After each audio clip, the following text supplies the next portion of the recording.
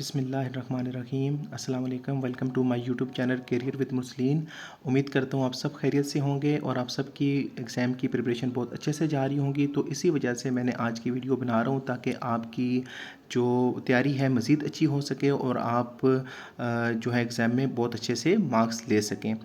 तो आज की मेरी वीडियो जो है क्लास 12 फ़िज़िक्स के स्टूडेंट्स के लिए वेरी इंपॉर्टेंट होने वाली है, क्योंकि आज की इस वीडियो में हम फ़िज़िक्स क्लास 12 मॉडल पेपर 2026 को सॉल्व करेंगे और मेरी यही कोशिश होगी कि आपको तमाम क्वेश्चंस इंतहाई आसान तरीके से कराए जाएँ ताकि आपकी जो प्रिपरेशन है वो बहुत अच्छी से हो सके और जैसे ही वीडियो कंप्लीट हो आपको तमाम क्वेश्चंस अच्छे से याद हो सकें।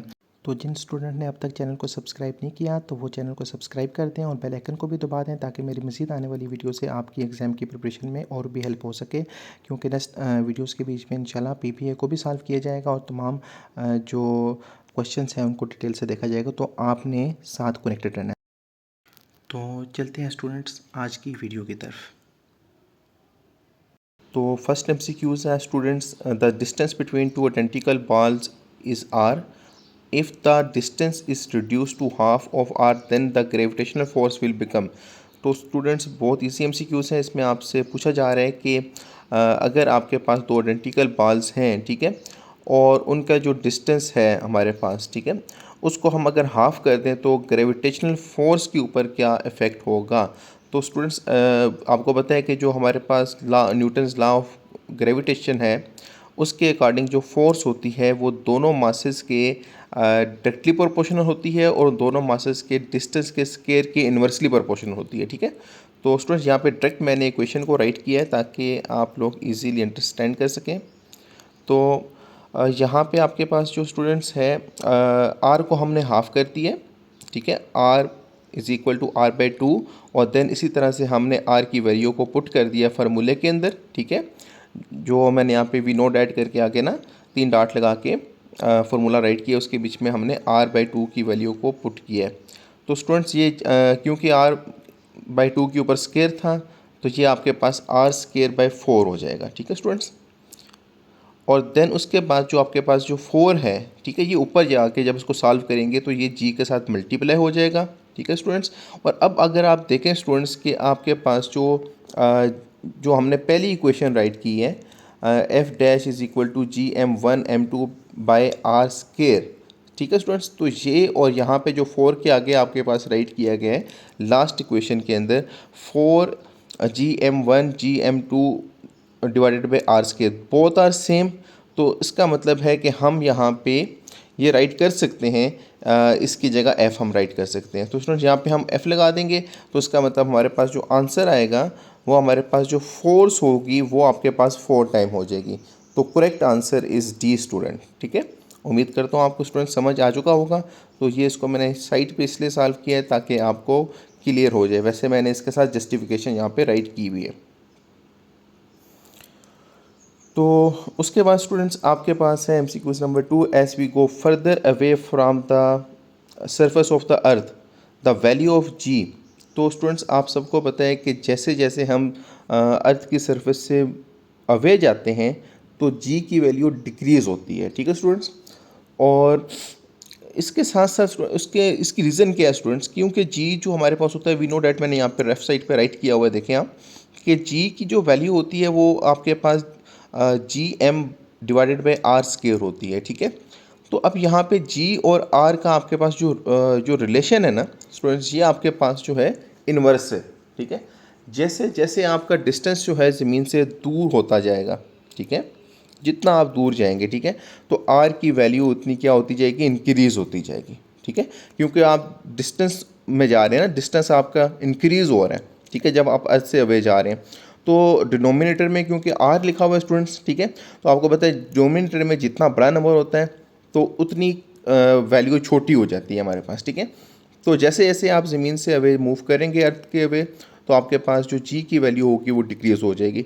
तो ये स्टूडेंट्स आपने याद रखना है कि आपके पास जो g और r डिस्टेंस का रिलेशन है हमारे पास g के फार्मूले के अंदर वो इन्वर्स है। डेट्स वाई हम कहते हैं कि जैसे जैसे हम ज़मीन से दूर जाएंगे तो हमारे पास जो g की वैल्यू होगी वो डिक्रीज़ हो जाएगी। तो स्टूडेंट यहाँ पे साथ आपको ये भी पता होगा कि जो हमारा मून है उसके ऊपर जो जी की वैल्यू होती है वो 1.67 मीटर पर सेकंड स्क्वायर होती है। तो आप यहाँ पे अंदाज़ा लगाएं कि कितनी कम है। ज़मीन के ऊपर जो आपके पास ग्रेविटेशन एक्सेलरेशन की वैल्यू वो 9.8 है, ठीक है। और जैसे जैसे आप ऊपर मूव किया, आपने मून की तरफ गए तो वहाँ पे 1.67 होगी। यही वजह है कि वहाँ पे ग्रेविटी बहुत ज़्यादा कम है, ठीक है स्टूडेंट्स। तो उम्मीद करता हूँ आपको समझ आ चुका होगा। तो इसके साथ स्टूडेंट्स एक और चीज़ भी एमसीक्यूज़ में आ जाती है, तो मैंने तीनों चीज़ें ही यहाँ पे राइट कर दी हैं, क्योंकि यहाँ पे सिर्फ जी की वैल्यू का था। तो आपके पास जो है यहाँ पे एटमॉस्फेरिक प्रेशर, वेट के रिलेटेड भी एमसीक्यूज़ आ सकता है। तो मैंने यहाँ पे राइट किया फॉर मोर इन्फॉर्मेशन। ये आपके पास जो है रिलेट कर सकता है इस एमसीक्यूज़ के साथ। एस वी को further away from the surface of the अर्थ, तो हमारे पास दो और चीज़ें हैं वो भी डिक्रीज़ होती हैं। जिस तरह से एटमॉस्फेरिक प्रेशर स्टूडेंट्स, हमारा जो ये हमारे पास जो हम जिसमें हम रह रहे हैं, ठीक है, तो यहाँ पे एटमॉस्फेरिक प्रेशर बहुत ज़्यादा है स्टूडेंट्स, ठीक है। यहाँ पे ऑक्सीजन आपको 21% है, नाइट्रोजन यहाँ पे 78% है। बट जैसे जैसे आप ऊपर मूव करेंगे, ठीक है, तो ऊपर एटमॉस्फेरिक प्रेशर जो होता है वो डिक्रीज़ हो जाता है, ठीक है, जैसे जैसे हम ऊपर जाएंगे, ठीक है। तो वहाँ पे ऑक्सीजन भी आपको बताया स्टूडेंट्स नहीं होती, ठीक है। तो उसके साथ स्टूडेंट्स आपने एक और चीज़ भी राइट यहाँ पे कर देनी है। प्रेशर जो होता है वो भी आपका जैसे जो आपके पास वेट जो होता है स्टूडेंट्स, ठीक है, जैसे जैसे हम ऊपर जाते हैं वेट भी डिक्रीज़ होता है। वेट क्यों डिक्रीज़ होता है? क्योंकि वेट का जो फार्मूला होता है स्टूडेंट्स वो W = mg होता है। तो जैसे जैसे आप अवे फ्रॉम द अर्थ जाएंगे तो आपके पास वेट भी क्या हो जाएगा, डिक्रीज़ हो जाएगा, ठीक है। क्योंकि जैसे जैसे आप ऊपर जा रहे हैं जी की वैल्यू आल्सो डिक्रीज़ होती जाएगी। और हम जब W = mg होता है तो मास को जब जी से मल्टीप्लाई करेंगे तो हमारे पास कम आती जाएगी वैल्यू। तो स्टूडेंट्स उम्मीद करता हूँ आपको समझ आ चुकी होगी। स्टूडेंट यहाँ पे एक और थोड़ा सा आपको बता दूँ, अगर हम गैसेस की जिस तरह से हम बात कर रहे थे कि यहाँ पे एयर मौजूद होती है, एटमॉस्फेरिक प्रेशर जो होता है हमारे पास यहाँ पे ज़्यादा होता है जिस सरफेस में हम अर्थ की रह रहे हैं। पर जैसे जैसे हम ऊपर जाएंगे तो आपके पास क्या होगा, एटमॉस्फेरिक प्रेशर डिक्रीज़ हो जाता है। तो यही वजह है कि जो सूरज के अंदर केमिकल रिएक्शंस हो रहे हैं हमारे, ठीक है, सन के अंदर, ठीक है। तो अगर अब देखा जाए तो उसमें मिलियंस ऑफ एटॉमिक बम के कह सकते हैं आपके उससे भी ज़्यादा वहाँ पे रिएक्शन केमिकल हो रहे हैं। एटॉमिक बम एक आपको पता है कितना ज़्यादा नुकसान करता है। तो सूरज के अंदर तो पता नहीं कितने करोड़ों आप कह सकते हैं कि सेकंड्स के अंदर वहाँ पे एटॉमिक बम्स के रिएक्शंस हो रहे हैं। तो उसकी साउंड जो थी हम तक नहीं आती फिर, ठीक है ना, क्योंकि साउंड के लिए मीडियम ज़रूरी होता है, आपको पता है एयर का, ठीक है। तो जब एयर ऊपर है ही नहीं तो हमारे पास क्या होगा, वहाँ पे कोई भी साउंड हम तक नहीं आता, ठीक है स्टूडेंट्स। तो उम्मीद करता हूँ आपको समझ आ चुकी होगी। तो एटमॉस्फेरिक प्रेशर भी जैसे जैसे आप ऊपर मूव करेंगे डिक्रीज़ होता है, और इसके साथ साथ वेट भी। तो जी की वैल्यू तो आपको मैंने बता दी स्टूडेंट्स, आल्सो डिक्रीज़ होगी जैसे जैसे हम नीचे मूव करेंगे, ऊपर की तरफ जाएंगे, ठीक है। नेक्स्ट एमसीक्यूज़ है स्टूडेंट्स आपके पास, ल्यूमिनिसिटी का आपने एसआई यूनिट बताना है स्टूडेंट्स, ठीक है। तो इसका ऐसे यूनिट जो स्टूडेंट होता है वो वाट होता है। मैंने यहाँ पे राइट भी किया है। तो स्टूडेंट एमसीक्यूज़ नंबर है 17, energy of gamma photon having a wavelength of 1 A0 is. तो स्टूडेंट्स यहाँ पे इसका ऑप्शन ए है, बट आपको मैं यहाँ पे फार्मूले की मदद से पूरा सॉल्व करके बताऊँगा कि कैसे आपके पास ऑप्शन है इसका। तो स्टूडेंट्स आपने ये इक्वेशन तो सुनी होगी और देखी भी होगी आपने बुक के अंदर, E = hc/λ। तो स्टूडेंट्स यहाँ पे जो h है ये प्लांक्स कांस्टेंट होता है। ये कांस्टेंट की वैल्यू होती है 6.67 × 10⁻⁻⁴। और c हमारे पास स्पीड ऑफ लाइट होती है स्टूडेंट्स, ठीक है। तो उसको आपने यहाँ पे राइट कर देना है, वो आपके पास होगी 3 × 10⁻⁸। और वेव लेंथ जो हमारे पास है यहाँ पे स्टूडेंट्स, यहाँ पे वो आपके पास होगी 1 × 10⁻⁻19। तो स्टूडेंट ई हमारे पास यहाँ पे आ जाएगा 1.99 × 10⁻⁻15 जॉल।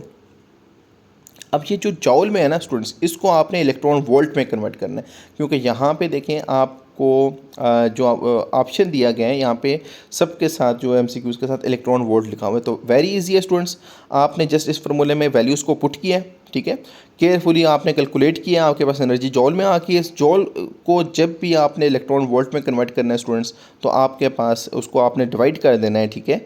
आपने उसको डिवाइड कर देना है 1.6 × 10⁻⁻19 से, ठीक है स्टूडेंट्स। तो आपके पास जो जॉल होगा ये आपके पास इलेक्ट्रॉन वोल्ट में कन्वर्ट हो जाएगी एनर्जी। तो अप्रोक्सीमेटली हमारे पास स्टूडेंट्स जो इसका आंसर आएगा 1.24 मल्टीप्लाई बाई 10⁴ इलेक्ट्रॉन वोल्ट। और स्टूडेंट्स यहाँ से पॉइंट को अगर हम मूव करें 4 की तरफ 2 से, तो आपको पता है 10⁻1 जो होती है वो लेस हो जाती है, माइनस में आएगी, ठीक है, क्योंकि लेफ्ट साइड से डेसिमल को मूव करा के आगे लेके जा रहे हैं। तो यहाँ पे हम 12.4 पे जब डेसिमल को लेके आएंगे स्टूडेंट्स, तो देन आपके पास जो होगी एक 10 की माइनस कम एक 10 की पावर जो होगी वो लेस हो जाएगी, और आपके पास जो जो करेक्ट आंसर होगा वो 12.4 मल्टीप्लाई बाई 10⁻3 इलेक्ट्रॉन वोल्ट हो जाएगा स्टूडेंट्स। तो ये आपके पास जो है ऑप्शन ए में लिखा हुआ है हमारे पास। साइड पे आप यहाँ से चेक कर सकते हैं, ल्यूमिनिसिटी जो होती है हमारे पास ना, एक्चुअली जो आप इसको कह सकते हैं एनर्जी बाय टाइम होती है, ठीक है, एनर्जी पर यूनिट टाइम आप इसको कह सकते हैं, ठीक है। और जो हमारे पास एनर्जी का जो एसआई यूनिट होता है स्टूडेंट्स, वो आपके पास क्या होता है, जॉल होता है। और टाइम का जो एसआई यूनिट होता है वो सेकंड होता है। सॉरी, यहाँ पे नीचे टाइम लिख दिया मैंने स्टूडेंट्स, तो यहाँ पे टाइम की जगह आपने सेकंड लगा देना है, ठीक है। तो जब हम इसको कैलकुलेट करेंगे तो यहाँ पे आपके पास जो है जॉल पर सेकंड हो जाएगा, ठीक है। तो स्टूडेंट्स यहाँ पे हमारे पास जो जॉल पर सेकंड होता है वो आपको पता है स्टूडेंट्स वो वाट की इक्वल होता है, और ल्यूमिनिसिटी का जो आपके पास एसआई यूनिट है वो भी वाट ही होगा, ठीक है स्टूडेंट्स। तो जॉल पर सेकंड इज़ इक्वल टू वाट, ठीक है स्टूडेंट्स। तो यहाँ पे इसलिए आपके पास ल्यूमिनिसिटी की जगह फिर मैंने यहाँ पे वाट लगा दिए हैं, क्योंकि हम पढ़ते हैं उसके अंदर पावर के अंदर तो एनर्जी पर यूनिट टाइम जो होती है आपके पास वो भी आपके पास क्या होती है, जॉल पर सेकंड होती है, और उसको भी हम क्या करते हैं, यूनिट को वाट लेते हैं। तो स्टूडेंट्स यहाँ पे उम्मीद करता हूँ आपको समझ आ चुका होगा, बल्कि नीचे मैंने जस्टिफिकेशन में इसको राइट भी किया हुआ है, आप यहाँ से भी आप देख सकते हैं। In physics luminosity is the total amount of energy emitted by a star, galaxy and other astronomical objects per unit time, ठीक है। तो it's SI unit is watt joule per second, ठीक है। वाट का अलग से भी आ जाता है ना आपके पास स्टूडेंट्स, अगर कि वाट किसकी इक्वल होता है तो आपने बताना है कि जॉल पर सेकेंड की इक्वल होता है। तो स्टूडेंट्स उम्मीद करता हूँ आपको ये भी समझ आ चुका होगा एमसीक्यूज़। तो स्टूडेंट्स अगर आपको वीडियो अच्छी लग रही है और आपकी प्रिपरेशन हो रही है तो ये वीडियो आप लोगों के लिए बनाई जाती है ताकि आप लोगों की जो एग्ज़ाम है बहुत अच्छे से हो सकें। तो आपने वीडियो को सब्सक्राइब कर देना है ताकि मेरी जो नेक्स्ट वीडियोस हैं एग्ज़ाम से रिलेटेड आने के लिए आने वाली वो आप सबको मिलती रहें। अभी इंशाल्लाह ताला हम पीपीए को भी बाद में डिस्कस करेंगे जो आपके रह गए हैं। तो आपने साथ ही चैनल को सब्सक्राइब कर देना है और बेल आइकन को दबा देना है ताकि आपकी कोई भी वीडियो मिस ना हो और आपकी अच्छी सी एग्जामिनेशन की प्रिपरेशन हो सके। तो मूव करते हैं स्टूडेंट्स एमसीक्यूज़ नंबर 4 की तरफ। तो स्टूडेंट्स यहाँ पे आपके पास जो है एमसीक्यूज़ नंबर 4 में real gases deviate from ideal behaviour because of gas molecule. वो कह रहे हैं कि जो रियल गैसेस होती हैं वो आइडियल गैसेस की तरह बिहेव क्यों नहीं करती, ठीक है स्टूडेंट्स। तो आपने इसकी रीज़न बतानी है क्यों नहीं करती। पहली रीज़न है कलरलेस है, दूसरी आपके पास स्फेरिकल है, तीसरी have intermolecular forces of attraction है, और चौथी आपके पास है have high speed.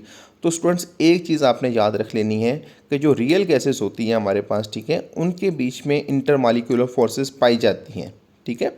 Real gases के बीच में इंटरमॉलिक्यूलर फोर्सेस पाई जाती हैं इन the form of one der Waals forces, ठीक है, बेशक वीक होती हैं बट पाई जाती हैं।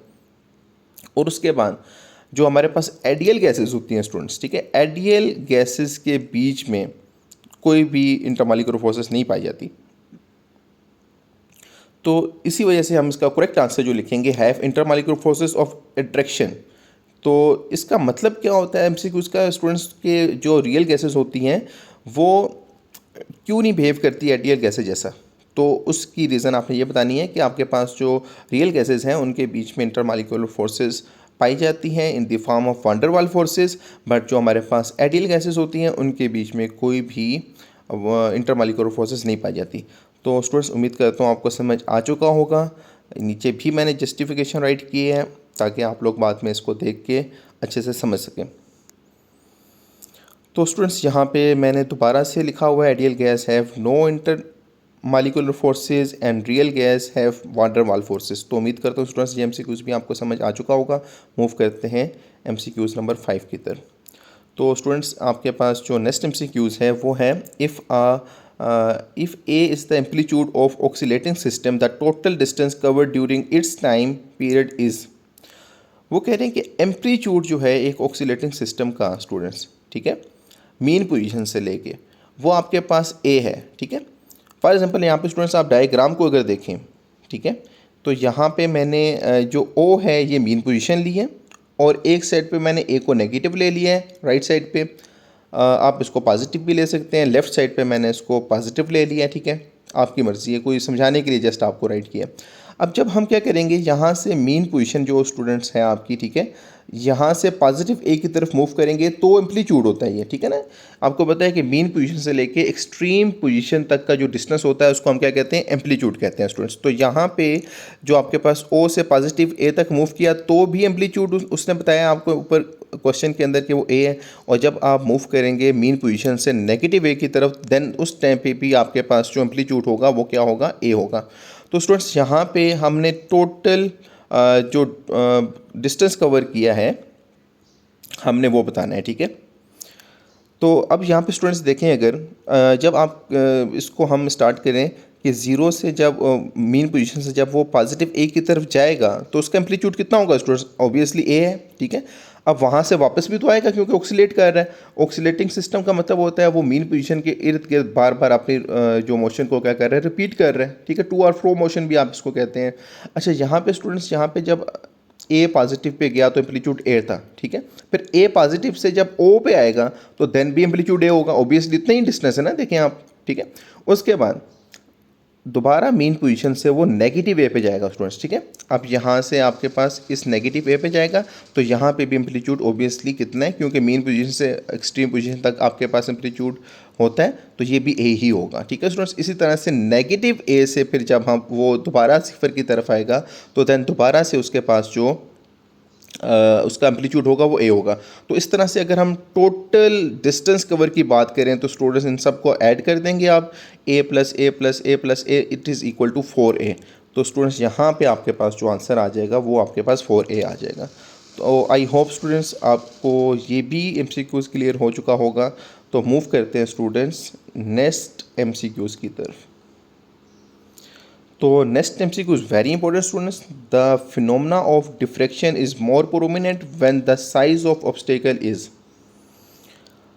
अब स्टूडेंट्स यहाँ पे डिफ्रैक्शन का तो आपने पढ़ा हुआ है डिटेल से, ठीक है, बट मैं आपको यहाँ पे एक चीज़ बताता चलूँ स्टूडेंट्स कि ये ऑब्स्टेकल का मतलब होल की बात कर रहे हैं, ठीक है, कि जो इंसिडेंट रे जो होती है हमारी लाइट की, ठीक है, जब उसके रास्ते में कोई होल आ जाता है, ठीक है, ऑब्स्टेकल आ जाती है, ठीक है, तो वो ऑब्स्टेकल जितनी आपके पास बड़ी होगी ना, जिस तरह से सेकंड जो पिक्चर यहाँ पे मैंने बनाई है, सेकंड लिखा हुआ है जिसके साथ, तो उसमें आपको क्लियर नज़र आ रहा होगा वहाँ पे कोई वेव डिफ्रैक्शन जो है उसका क्लियरली आपको वहाँ पे नहीं मिलेंगी डिफ्रैक्शन, ठीक है स्टूडेंट्स। नियरली आप कह सकते हैं कि होल के नियर आपको एक दो वेव्स नज़र आ जाएं, बट जैसे जैसे आप आगे मूव करते जाएंगे, ठीक है, तो वहाँ पे वेव आपको नहीं मिलेंगी, ठीक है। तो इसका मतलब क्या हुआ कि ऑब्स्टेकल अगर हमारे पास जो है वो ग्रेटर है तो डिफ्रैक्शन हमें नहीं मिलेगी, ठीक है स्टूडेंट्स। तो इसका करेक्ट आंसर है कि जो आपके पास इंसिडेंट रे जो यहाँ से आ रही है ना स्टूडेंट्स, ठीक है, जो ऑब्स्टेकल के अंदर से गुजरेगी, ठीक है स्टूडेंट्स, तो वो आपके पास अगर comparable to the wavelength आप कह सकते हैं वो आपकी इंसिडेंट रे की इक्वल होगी, ठीक है। ऑब्स्टेकल जो हमारे पास है, ठीक है, जब वो आपकी वेव लेंथ इंसिडेंट लाइट की जो होती है आपके पास उसके इक्वल होगी तो देन आपको अच्छी डिफ्रैक्शन का साइज मिलेगा, ठीक है, प्रोमिनेंट एक आपको डिफ्रैक्शन नज़र आएगी, ठीक है। अगर इसी ऑब्स्टेकल को हम ज़्यादा कर देंगे, ठीक है, तो आपके पास जो डिफ्रैक्शन होगी वो आपको नहीं मिलेगी। तो इसका राइट आंसर है जो आपकी बुक में भी राइट किया गया है, comparable to the wavelength of the incident light. तो इन शॉर्ट में आपको बताता चलूँ स्टूडेंट्स, इस होल के बीच में से इंसिडेंट लाइट ने गुजरना था, ठीक है, तो उस इंसिडेंट लाइट की जो वेव लेंथ है इस ऑब्स्टेकल के कंपेरेबल होना चाहिए होगी, ठीक है, मतलब इसके आप कह सकते हैं अप्रोक्सीमेटली इक्वल होगी तो देन हमें प्रोमिनेंट डिफ्रैक्शन देखने को मिलेगी। अगर आपके पास जो है ऑब्स्टेकल ज़्यादा है, इंसिडेंट लाइट जो है उसके अंदर से गुजरती जा रही है इजीली, तो देन उसके अंदर हमें कोई डिफ्रैक्शन इजीली से हमें नहीं मिलेगी। तो स्टूडेंट्स करेक्ट आंसर जो आपके पास है comparable to the wavelength of incident light, कि जो लाइट वहाँ से गुजरेगी वो आपके पास उस ऑब्स्टेकल के जो आपके पास वेव लेंथ है इंसिडेंट लाइट की उसके इक्वल हो, तो देन हमें अच्छी प्रोमिनेंट रिफ्लेक्शन देखने को मिलेगी। तो स्टूडेंट्स उम्मीद करता हूँ आपको समझ आ चुकी होगी। नेक्स्ट मूव करते हैं MCQs नंबर 7 की तरफ। तो स्टूडेंट्स MCQs नंबर 7 है, which of the following is equivalent to the 1.0 volt. तो स्टूडेंट्स यहाँ पे आपके पास पहला ऑप्शन दिया हुआ है न्यूटन पर सेकेंड, ठीक है, जॉल पर सेकेंड, ठीक है, और जॉल पर कोलम, जॉल पर जॉल, कोलम पर जॉल। तो स्टूडेंट्स यहाँ पे देखें आपके पास जो इसका वोल्ट होता है हमारे पास, ठीक है, यहाँ पे मैंने नीचे लिखा हुआ भी है, वोल्ट को डिफाइन किया हुआ है। आप जस्टिफिकेशन में जाए नीचे, potential difference voltage is defined as a work done per unit charge, कि हमारे पास जो पोटेंशियल डिफरेंस जिसको हम वोल्टेज कहते हैं स्टूडेंट्स, ठीक है, वो आपके पास इक्वल होता है work done per unit charge, ठीक है। तो अब यहाँ पे इसको मैंने ऊपर इजी करके राइट किया स्टूडेंट्स यहाँ पे, कि हमारे पास जो वोल्टेज है वो W/Q है, ठीक है। तो अब यहाँ पे आपके पास जो W होता है वो जॉल होता है स्टूडेंट्स, ठीक है, और जो आपके पास जो यहाँ पे आपके पास जो क्यू है, ठीक है, तो इसका जो ऐसे यूनिट होता है वो कोलम होता है स्टूडेंट्स, ठीक है। तो यहाँ पे जॉल बाय कूलम आ जाएगा, ठीक है स्टूडेंट्स। तो आपके पास जो है 1 वोल्ट जो होगा आपके पास इसके इक्वल होगा ऑब्वियसली, ठीक है। तो 1 वोल्ट आपके पास जॉल पर कूलम के इक्वल होगा स्टूडेंट्स, ठीक है। तो यहाँ पे आपके पास ऑप्शन जो होगा ये सी इसका करेक्ट आंसर है, क्योंकि वोल्ट का यहाँ पे आपने स्टूडेंट्स क्या करना था, वोल्ट पोटेंशियल डिफरेंस को आपने डिफाइन किया। डिफाइन करने के बाद उसका फार्मूला आपके माइंड में आया। आपने जब देखा कि वहाँ पे तो आपके पास वोल्ट जो होता है W/Q के इक्वल होता है, तो W का ऐसे यूनिट जॉल है और Q जो चार्ज होता है इसका ऐसे यूनिट जो होता है कोलम होता है। तो इसका करेक्ट आंसर वोल्ट का क्या हो जाएगा, 1 वोल्ट जो आपके पास इक्वल होगा वो आपके पास जॉल पर कोलम होगा। तो स्टूडेंट्स उम्मीद करता हूँ आपको समझ आ चुका होगा। फिर भी अगर आपको कोई स्टूडेंट्स किसी MCQs के अंदर कहीं पे प्रॉब्लम होती है तो आप देन मुझे कमेंट सेक्शन में बता सकते हैं। तमाम स्टूडेंट्स को रिस्पॉन्स किया जाता है। किसी भी स्टूडेंट्स को का जो कमेंट होता है उसको हम ऐसे नहीं छोड़ते, उसको रिप्लाई करते हैं, उसकी जो भी कन्फ्यूज़न होती है उसको दूर करते हैं। तो मूव करते हैं स्टूडेंट्स MCQs नंबर 8 की तरफ। तो MCQs नंबर 8 स्टूडेंट्स आपके पास है, capacitor is a device used to. तो स्टूडेंट्स ये तो आप सबको बताएं कि कैपेसिटर में चार्जेस मौजूद होते हैं, चार्जेस इलेक्ट्रिकल एनर्जी का बायस बनते हैं। तो capacitor is a device used to store electrical energy, ठीक है स्टूडेंट्स। तो उसकी मैंने जस्टिफिकेशन नीचे भी लिखी है, आप इसको यूँ भी राइट कर सकते हैं। A capacitor is a passive electronic component that store energy in the form of electrostatic field between 2 conducting plates. तो इसके बीच में 2 कनेक्टिंग प्लेट्स होती हैं स्टूडेंट्स कैपेसिटर के बीच में, जिसके बीच में चार्जेस स्टोर होते हैं। और आपको पता है स्टोर चार्जेस अगर स्टोर होंगे तो उसका मतलब उसके अंदर स्टोर इलेक्ट्रिकल एनर्जी होगी, ठीक है। तो स्टूडेंट उम्मीद करता हूँ आपको ये MCQs भी क्लियर हो चुका होगा। नेक्स्ट मूव करते हैं MCQs नंबर 9।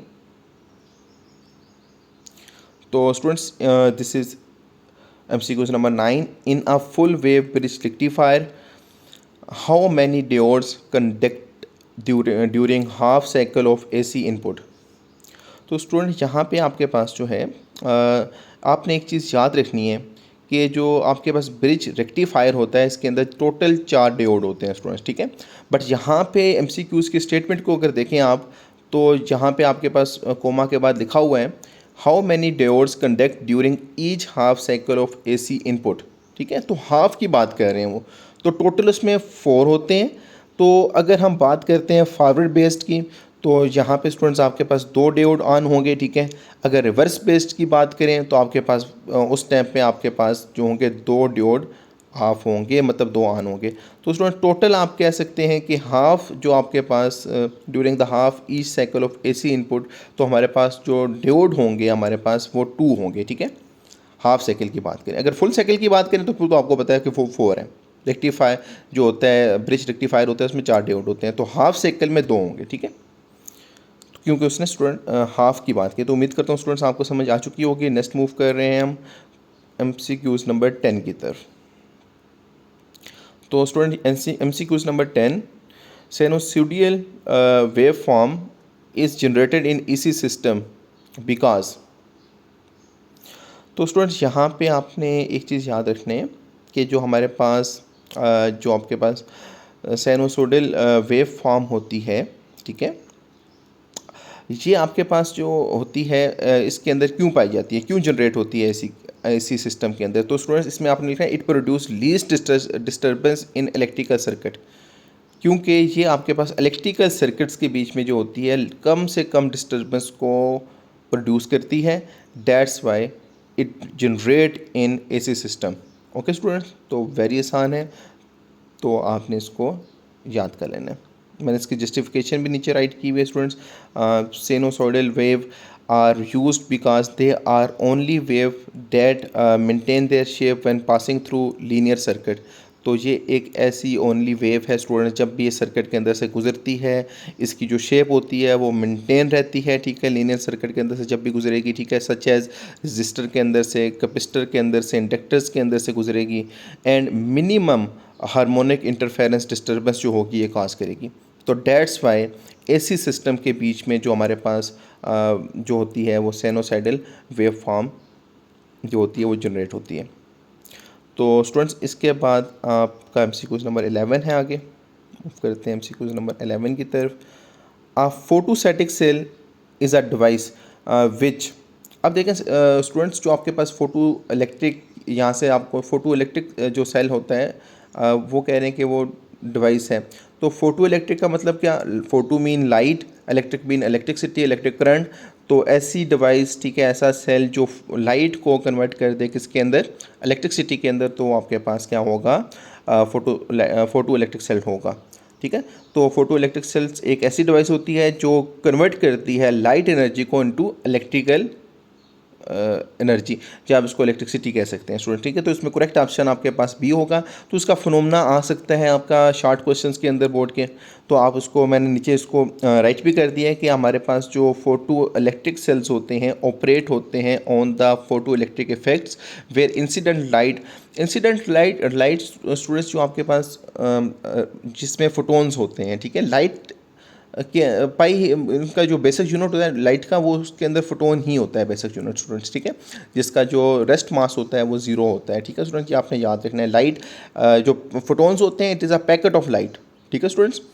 तो जब ये हिट करते हैं किसी सरफेस के ऊपर तो वहाँ से इलेक्ट्रॉन्स को रिलीज़ करते हैं, ठीक है, और जब वो इलेक्ट्रॉन रिलीज़ होंगे आपको पता है वहाँ पे फिर इलेक्ट्रिकल करंट जो होगा वो जनरेट हो जाएगा। तो वेरी सिंपल फिनोमेना है इसका कि इंसिडेंट लाइट जो होती है जब भी किसी सरफेस के साथ स्ट्राइक करती है जाके तो वहाँ से इलेक्ट्रॉन्स को निकाल देती है, जिसकी वजह से करके आपके पास जो है इलेक्ट्रिक करंट जो होता है वो जनरेट हो जाता है। तो स्टूडेंट्स उम्मीद करता हूँ आपको समझ आ चुकी होगी। नेक्स्ट मूव कर रहे हैं एमसीक्यूज़ नंबर 12 की तरफ। Again very important MCQs, if the uncertainty in the position of electron is zero, the uncertainty in its momentum will be।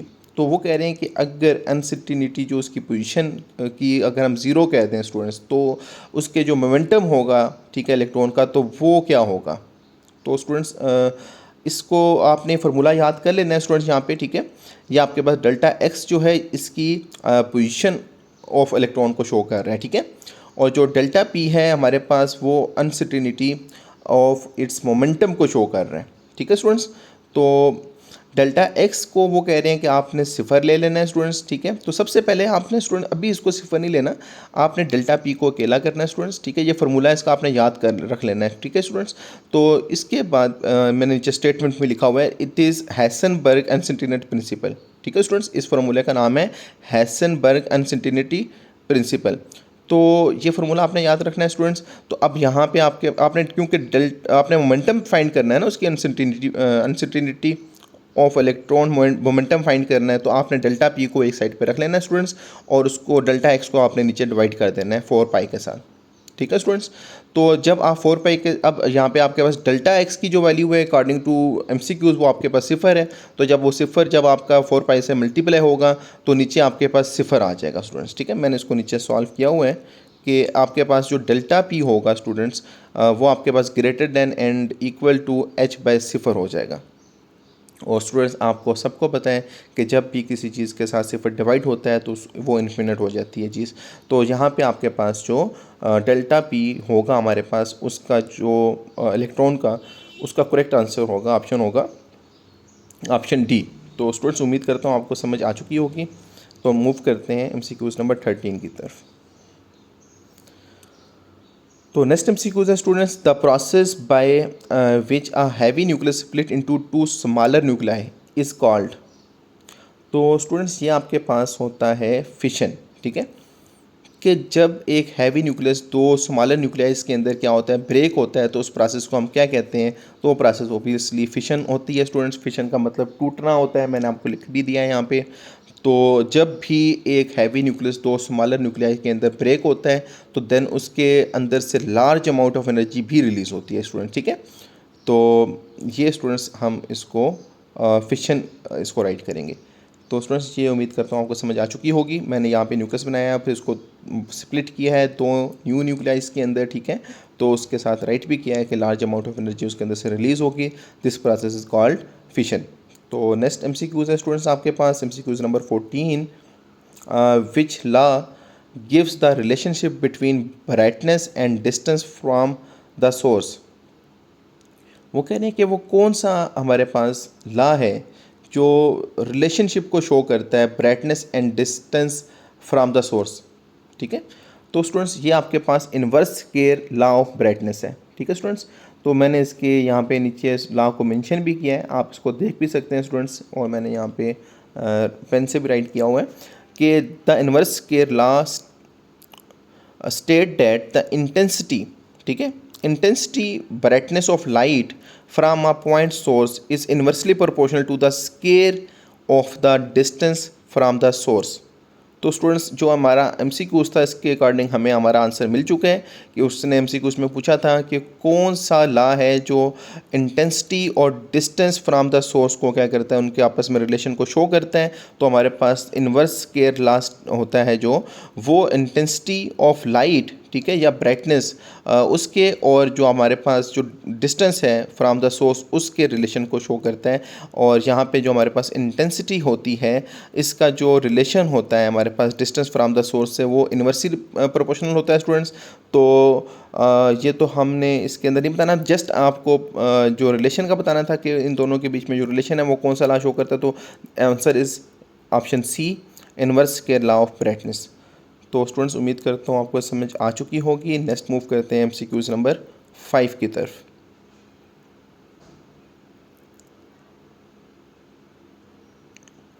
Okay, तो विच of the following statement is true about a photon. तो student अगर photon की बात करें, मैंने आपको बताया था, वैसे तो आपको पता है कि जो हमारे पास इलेक्ट्रोमैग्नेटिक जो फोर्सेस होती हैं उनके बीच में जो फोटोन्स होते हैं ये इंटरमीडिएट का काम करते हैं, ठीक है। तो फोटोन्स जो होते हैं it is a basic unit of light, ठीक है स्टूडेंट्स। उसके साथ साथ आपने याद रखना है कि फोटोन्स जो होते हैं इनका रेस्ट मास क्या होता है, सिफर होता है स्टूडेंट, ठीक है। इनका मास नहीं होता स्टूडेंट्स, मैंने ऊपर भी आपको बताया अभी। तो फोटोन का मास तो ज़ीरो है, ये तो आपने याद रखना है, ठीक है। तो इस मास को आपने इन्फिनिट या फिनिट नहीं करना, ठीक है स्टूडेंट्स। तो इसका ज़ीरो होता है, मास इसका होता ही नहीं है।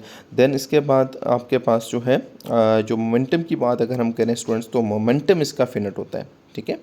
तो ये कैसे फिनिट होता है, ये मैंने नीचे आपके पास यहाँ पे इक्वेशन भी राइट की हुई है, ठीक है। यहाँ पे आपके पास स्टूडेंट्स है P is equal to H by lambda, ठीक है। यहाँ पे जो हमारे पास H है इट इज़ प्लांक्स कांस्टेंट और लैम्डा हमारे पास है वेवलेंथ। तो स्टूडेंट्स एक चीज़ आपने याद रखनी है कि जो हमारे पास फोटोन होता है इसका मास ज़ीरो होता है और इसका मोमेंटम जो होता है वो फिनिट होता है, ठीक है। तो इसका ऑप्शन सी जो है वो करेक्ट आंसर है। तो उम्मीद करता हूँ स्टूडेंट्स समझ आ चुकी होगी आपको। अब मूव करते हैं MCQs नंबर 16 की तरफ। MCQs number 16 students, the drawbacks of conducting a medical imaging test is. अब वो कह रहे हैं कि क्या ड्रॉबैक्स हो सकते हैं मेडिकल इमेजिंग टेस्ट के। तो स्टूडेंट्स आप सबको आइडिया है आप कि जो हमारे पास मेडिकल इमेजिंग टेस्ट होते हैं, जिस तरह से एक्सरेज हमने कराएं अगर, ठीक है, या सिटी स्कैन्स कराएं, तो उसमें हमारी बॉडी को बहुत ज़्यादा हाई रेडिएशंस के साथ एक्सपोज किया जाता है, ठीक है। तो एक्सपोजर ऑफ रेडिएशन जो होती है इससे रिस्क भी हो सकता है अगर हम ज़्यादा स्कैन कराएं बार बार, ठीक है। तो स्कैन भी इतना ज़्यादा नहीं कराना चाहिए क्योंकि हमारे जो सेल्स होते हैं उसके उसके जो उसको अल्टर कर सकते हैं, अल्लाह ना करे उसको, ठीक है। तो जिससे बहुत सारी बीमारियां ख़तरनाक फैल सकती हैं स्टूडेंट्स। तो उनके अंदर जो सेल के बीच में जो डीएनए के अंदर जो कोड होते हैं ना, उन कोडिंग को ये चेंज कर सकती हैं। ठीक है स्टूडेंट्स। तो स्टूडेंट्स ये आपका एक ड्रॉबैक है इसके अंदर कि हमारे ऊपर जो होती हैं वो रेडिएशंस भी बड़ी स्ट्रॉन्ग होती हैं, आयोनाइजिंग आप कह सकते हैं रेडिएशंस होती हैं। तो इसका जो करेक्ट आंसर है वो आपके पास एक्सपोजर टू द रेडिएशन। ठीक है, ये ऊपर आपके पास अर्ली डिटेक्शन ऑफ प्रॉब्लम, ये आपका ड्रॉबैक नहीं है इसका, और एक्यूरेट डायग्नोसिस ये भी इसका ड्रॉबैक नहीं है, contribution to choose of effective treatment ये भी नहीं है। जस्ट इसका एक ही ड्रॉबैक है जिसको हम कहते हैं एक्सपोजर टू रेडिएशंस। तो स्टूडेंट्स आई होप आपको समझ आ चुकी होगी, मैंने नीचे राइट भी किया हुआ है। ठीक है, तो आप इसको भी चेक कर सकते हैं। तो स्टूडेंट ये था सेक्शन ए। उम्मीद करता हूँ आपको तमाम एमसीक्यूज़ अच्छे से समझ आ चुके होंगे। तो आपने अगर कोई किसी एमसीक्यूज़ के अंदर आपको कोई प्रॉब्लम आती है तो आपने कमेंट सेक्शन में लाजमी उसका मुझसे पूछ लेना है। तो इंशाल्लाह मेरे चैनल पे सब स्टूडेंट्स को रिस्पॉन्स प्रॉपरली किया जाता है। तो आपने लाजमी उसमें जो भी क्वेरीज वगैरह होती है आपने दोबारा डिस्कस कर लेनी है अगर कोई आती है। तो अब मूव करते हैं स्टूडेंट्स सेक्शन बी की तरफ। तो सेक्शन बी स्टार्ट करने से पहले जिन स्टूडेंट्स ने अब तक चैनल को सब्सक्राइब नहीं किया तो सबसे पहले चैनल को सब्सक्राइब कर दें ताकि आप सब तक मेरी आने वाली तमाम वीडियोस पहुंचती रहें और आप सबके एग्ज़ाम की प्रिपरेशन बहुत अच्छे से होती रहे। तो स्टूडेंट्स आपने ये सब मेहनत आप लोगों के लिए की जा रही है ताकि आप लोगों के जो एग्ज़ाम है वो बहुत अच्छे से हो सकें और अपने आप अच्छे मार्क्स सिक्योर कर सकें। तो स्टूडेंट मेरी कोशिश होगी कि तमाम क्वेश्चंस को इंतहाई आसान तरीके से आप सबको कराया जाए ताकि आप लोगों को तमाम मॉडल पेपर वीडियो कंप्लीट होने के साथ ही सब याद हो जाए और आपका जो पेपर है नेक्स्ट आने वाला ये वाला, तो इसमें बहुत अच्छे मार्क्स आपके सिक्योर हो जाएँ। तो स्टार्ट करते हैं सेक्शन बी। सेक्शन बी का पहला क्वेश्चन है calculate the orbital speed of satellite orbiting the earth at an altitude equal to the earth radius. तो स्टूडेंट हमने इस क्वेश्चन के अंदर स्पीड ऑफ सैटेलाइट फाइंड करनी है। तो स्टार्ट करते हैं क्वेश्चन को। तो स्टूडेंट सॉल्यूशन में आपने जो है एच जो आपके पास हाइट ऑफ द सैटेलाइट है, ठीक है, तो उसको आपने रेडियस ऑफ अर्थ के इक्वल रखना है। ठीक है, क्योंकि आपको लास्ट लाइन में बताया गया है क्वेश्चन के अंदर कि altitude equal to the earth radius है। तो यहाँ पे जो आपके पास सैटेलाइट की जो हाइट होगी अल्टीट्यूड होगा उसका, वो आपने आर की इक्वल रखना है। ठीक है, और ऑर्बिटल रेडियस का जो फार्मूला होता है स्टूडेंट्स वो आपको पता है आर प्लस एच होता है।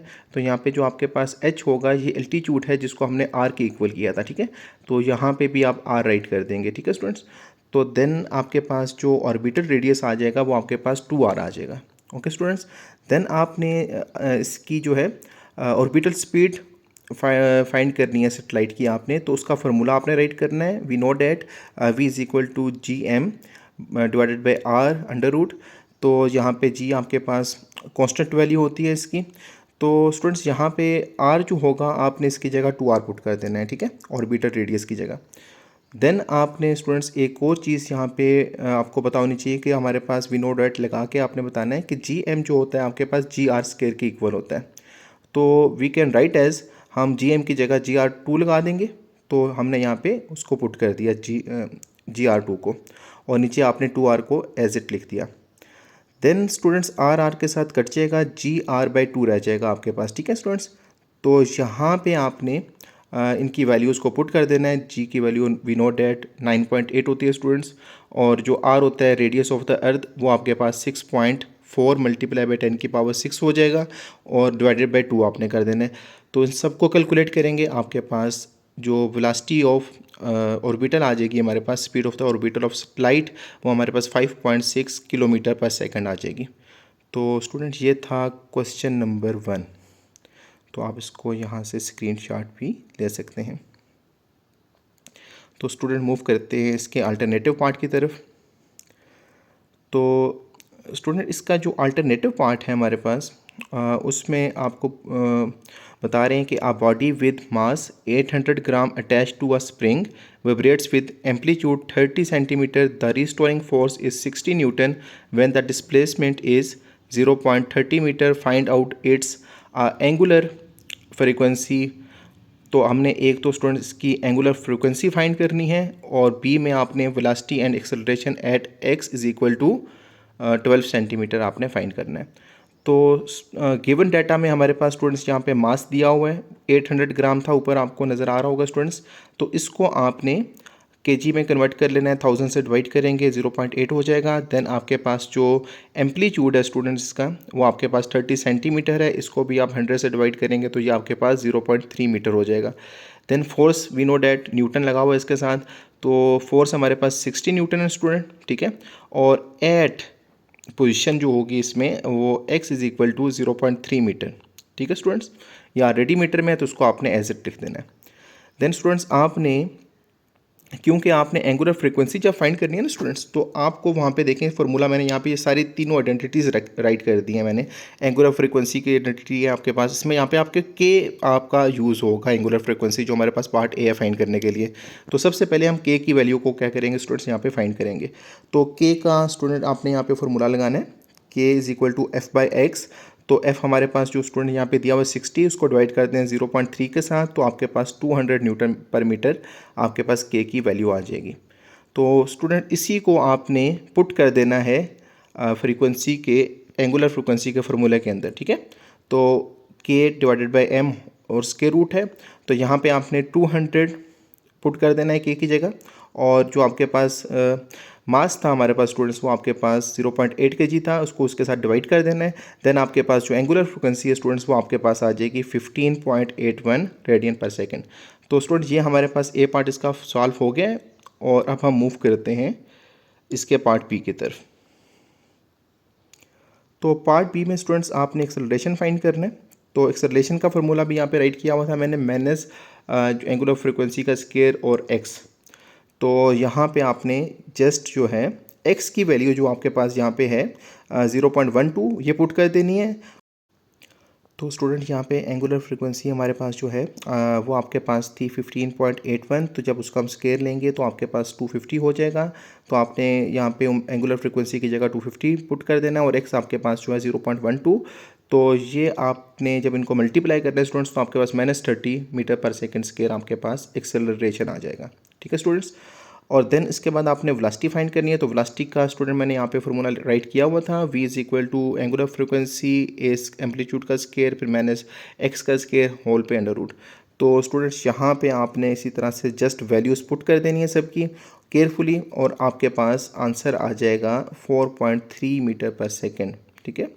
तो वेलोसिटी भी हमने फाइंड कर ली स्टूडेंट्स, और इसके साथ साथ हमने एक्सेलरेशन भी फाइंड कर लिया और एंगुलर फ्रीक्वेंसी भी फाइंड कर लिया। तो उम्मीद करते हैं स्टूडेंट्स आपको समझ आ चुकी होगी। तो आप यहाँ से इसको स्क्रीनशॉट भी ले सकते हैं। तो स्टूडेंट नेक्स्ट क्वेश्चन है आपका question number 2, explain how pressure is exerted by the gas molecules. तो स्टूडेंट्स आपको पता होना चाहिए कि जो गैस मालिक्यूल्स होते हैं, ठीक है, उनके बीच में बहुत ज़्यादा डिस्टेंस होता है, एक दूसरे से बहुत ज़्यादा फार अपार्ट होती हैं वो, और वो बहुत ज़्यादा रैंडमली मूव कर रही होती हैं गैसेस, ठीक है। उनके जो बीच में मालिक्यूल्स होते हैं गैसेस के, उनके बीच में कोलिजन भी होती है, जिसकी वजह से करके उनका काइनेटिक एनर्जी जो होता है इंक्रीज़ हो जाता है, और उनका मोमेंटम भी इंक्रीज़ हो जाता है, और वो कंटेनर की वॉल्स के ऊपर जाके क्या करती हैं, हिट करती हैं, जिससे प्रेशर बिल्ड होता है। तो डेट्स हाउ गैस मालिक्यूल्स जो होते हैं वो प्रेशर को क्रिएट करते हैं। तो क्वेश्चन भी आपके पास स्टूडेंट्स यही है, तो इसको रीड करते हैं इसके आंसर को। Pressure is the result of collision between gas molecules and the walls of the container. कि गैस के मालिक्यूल्स जो स्टूडेंट्स होते हैं वो बहुत ज़्यादा रैंडमली क्या करते हैं, एक दूसरे के साथ वो टकरा रहे होते हैं, कोलिजन हो रही होती है उनकी, ठीक है। और फिर उसी कोलिजन की वजह से करके उनकी काइनेटिक एनर्जी इंक्रीज़ होती है, मोमेंटम इंक्रीज़ होता है, और वो वॉल्स ऑफ कंटेनर के साथ जब स्ट्राइक करते हैं तो उससे प्रेशर बिल्ड होता है on the walls of container. तो प्रेशर आपको पता है स्टूडेंट्स क्या होते हैं, फोर्स पर यूनिट एरिया। तो वो फोर्स एग्जर्ट करते हैं वॉल्स के ऊपर, स्पेसिफिक एरिया की वॉल्स के ऊपर, तो उससे क्या होगा, प्रेशर आपका बिल्डअप होता है। तो डेट्स हो, इसको मैंने छोटा सा साथ डायग्राम के साथ भी एक्सप्लेन किया स्टूडेंट्स। यहाँ पे आप देख सकते हैं इसको, ये आपके पास एक कंटेनर है, इसमें बहुत सारे गैस के मालिक्यूल्स हैं जो आपस में कोलाइड हो रहे हैं, जिसकी वजह से वो फिर उसके साथ साथ इनकी काइनेटिक एनर्जी इंक्रीज़ हो रही है, देन मोमेंटम इंक्रीज़ हो रहा है, देन उसके बाद ये वॉल्स ऑफ कंटेनर पे हिट हो रहे हैं, जिससे इनका प्रेशर इंक्रीज़ हो रहा है। तो स्टूडेंट्स यहाँ पे मैंने राइट भी किया हुआ है, collision make high kinetic energy so there momentum increases and pressure also increases on the walls of container. तो स्टूडेंट्स आपने इसको इसी तरह से राइट कर देना है स्टूडेंट्स। तो मूव करते हैं नेक्स्ट पार्ट की तरफ। तो student question number 3, right 3 examples of resonance from everyday life. तो स्टूडेंट्स हमने रेजोनेंस की 3 एग्जांपल बतानी है एवरीडे लाइफ जो डेली लाइफ में हम देखते हैं। तो स्टूडेंट्स रेजोनेंस होती क्या है? जब दो फ्रीक्वेंसीज आपस में मिलती हैं सेम, तो उससे एक स्ट्रॉन्ग एम्पलीट्यूड क्रिएट होता है, ठीक है। तो दिस इज़ कॉल्ड रेजोनेंस, ठीक है स्टूडेंट्स। तो इसको रीड करते हैं। Resonance is a phenomena in physics where system vibrate with maximum amplitude when frequencies matches. जब भी दो फ्रीक्वेंसी सेम मैच होंगी स्टूडेंट्स, तो उससे क्या होगा, एक स्ट्रॉन्ग एम्पलीट्यूड क्रिएट होगा। This phenomena is called resonance. तो इसको हम डेली लाइफ के सिंपल्स के साथ भी आपको समझाते हैं। तो जो आपके पास पहले ही है आपके पास स्टूडेंट, जब हम रेडियो को ट्यून कर रहे होते हैं तो आपने देखा होगा कभी एफएम पे सेटिंग करते हुए कि हम फ्रीक्वेंसी को मैच कर रहे होते हैं, ठीक है। तो जैसे ही फ्रीक्वेंसी मैच होती है तो हमें वॉइस क्लियर आना शुरू हो जाती है। तो एक ये एग्जांपल है हमारे पास ट्यूनिंग रेडियो की, ठीक है। Radio tuning, adjusting the frequency to match the station signal. तो ये आप इसकी राइट कर सकते हैं एवरीडे लाइफ के अंदर एग्जांपल रेजोनेंस की। देन उसके बाद आपके पास सेकंड नंबर पे स्टूडेंट्स माइक्रोवेव ओवन की। तो माइक्रोवेव ओवन के बीच में भी आपको पता है स्टूडेंट्स वहाँ पे वेव्स आती हैं, ठीक है। और उसके साथ जो आपके पास फूड होता है हमारे पास ना स्टूडेंट्स, ठीक है, फूड के बीच में वाटर के मालिक्यूल्स होते हैं, ठीक है। तो जब आपके पास जो वेव्स माइक्रोवेव ओवन से निकलती हैं, ठीक है, जब हम उसको ऑन करते हैं तो फूड के अंदर जो वाटर के पार्टिकल्स होते हैं ना स्टूडेंट्स, उनको ये बहुत ज़्यादा इनकी किनेटिक एनर्जी को इंक्रीज़ कर देती हैं, ठीक है। तो जब उनकी किनेटिक एनर्जी इंक्रीज़ होगी तो ऑब्वियसली उनके मालिक्यूल्स की जब किनेटिक एनर्जी इंक्रीज़ होती है तो हीट प्रोड्यूस होगी वहाँ पे उनके, ठीक है, क्योंकि उन बहुत ज़्यादा किनेटिक एनर्जी हो चुकी है। देन आपका जो फूड होगा वो क्या हो जाएगा, हॉट हो जाएगा, गर्म हो जाएगा। तो this is another example of resonance in our everyday life. तो स्टूडेंट इसके साथ एक और एग्जांपल भी आप राइट कर सकते हैं स्विंग की। तो जब बेबी को हम डालते हैं स्विंग के अंदर, ठीक है, तो अगर आप सही टाइम पे उसको क्या करते हैं, पुश करते हैं, ठीक है, तो वो बहुत तेज़ी से झूला आगे जाता है उसका। आपने कभी नोट किया होगा, अगर हम फ्रीक्वेंसी हमारी मैच हो जाए तो देन उसके जो एम्पलीट्यूड होगा वो क्या हो जाएगा, इंक्रीज़ हो जाता है। तो आप ये भी इसके अंदर हम राइट कर सकते हैं। यहाँ पे भी राइट किया हुआ है इन्होंने, इसको भी रीड कर लेते हैं। Swing pushing a child at right timing increase the amplitude of movement. तो इसके साथ अनदर एक और एग्जांपल आपको स्टूडेंट देता हूँ जिससे आपका मज़ीद कंसेप्ट बेटर हो जाएगा। जब अर्थक्वेक आता है स्टूडेंट्स, ठीक है, तो उसमें सीस्मिक वेव्स जो होती हैं उसकी ना, वो ग्राउंड्स में इस तरह से सेपरेट हो जाती हैं, ठीक है, मैदान, मतलब वो सीस्मिक वेव्स चल रही होती हैं, ठीक है। तो जिस बिल्डिंग की वेव्स के साथ वो मैच कर जाती हैं तो उधर स्ट्रॉन्ग एम्पलीट्यूड क्रिएट हो जाता है और वो बिल्डिंग क्या हो जाती है, कोलैप्स हो जाती है। तो आपने कभी देखा होगा इसको स्टूडेंट्स कि जब भी अर्थक्वेक आता है ना तो एक स्पेसिफिक हाइट की जो बिल्डिंग्स होती हैं वो गिरती हैं, बाकी उस हाइट से बड़ी वाली बिल्डिंग्स भी क्या हो जाती हैं, बिल्कुल ठीक रहती हैं, और उससे छोटी हाइट वाली भी ठीक रहती हैं। एक स्पेसिफिक हाइट को वो टारगेट किया जाता है। तो उसमें फिनोमेना आपके पास रेजोनेंस का होता है स्टूडेंट्स, कि जब आपके पास जो सेस्मिक वेव्स जो वहाँ पे आती हैं, ठीक है, तो वो जिस भी बिल्डिंग की फ्रिक्वेंसी के साथ क्या करेंगी, मैच कर जाएंगी, तो उसका जो आप कह सकते हैं कि स्ट्रॉन्ग शेकिंग होगी बिल्डिंग की, ठीक है, और एक एम्पलीट्यूड क्रिएट होगा जिससे वो कोलैप्स हो जाएगी। तो आई थिंक स्टूडेंट्स आपको रेजोनेंस की अच्छे से समझ आ चुकी होगी। नेक्स्ट मूव करते हैं इसके अल्टरनेटिव पार्ट की तरफ। List the use of capacitor in various house hold appliances. तो स्टूडेंट्स हमारे पास जो कैपेसिटर है वो सीलिंग फैन के अंदर यूज़ होता है for providing initial starting torque, ठीक है। रेफ्रिजरेटर के अंदर आपने बता देना यूज़ होता है स्टूडेंट्स, ठीक है, in compressor motors for smooth operation, ठीक है, ताकि वो उसकी स्मूथ तरीके से ऑपरेट करता रहे काम। दैन उसके साथ आपको पता है स्टूडेंट्स कि टीवी कंप्यूटर्स के बीच में भी ये यूज़ होता है ताकि स्मूथ आउट इलेक्ट्रिकल नॉइस हो।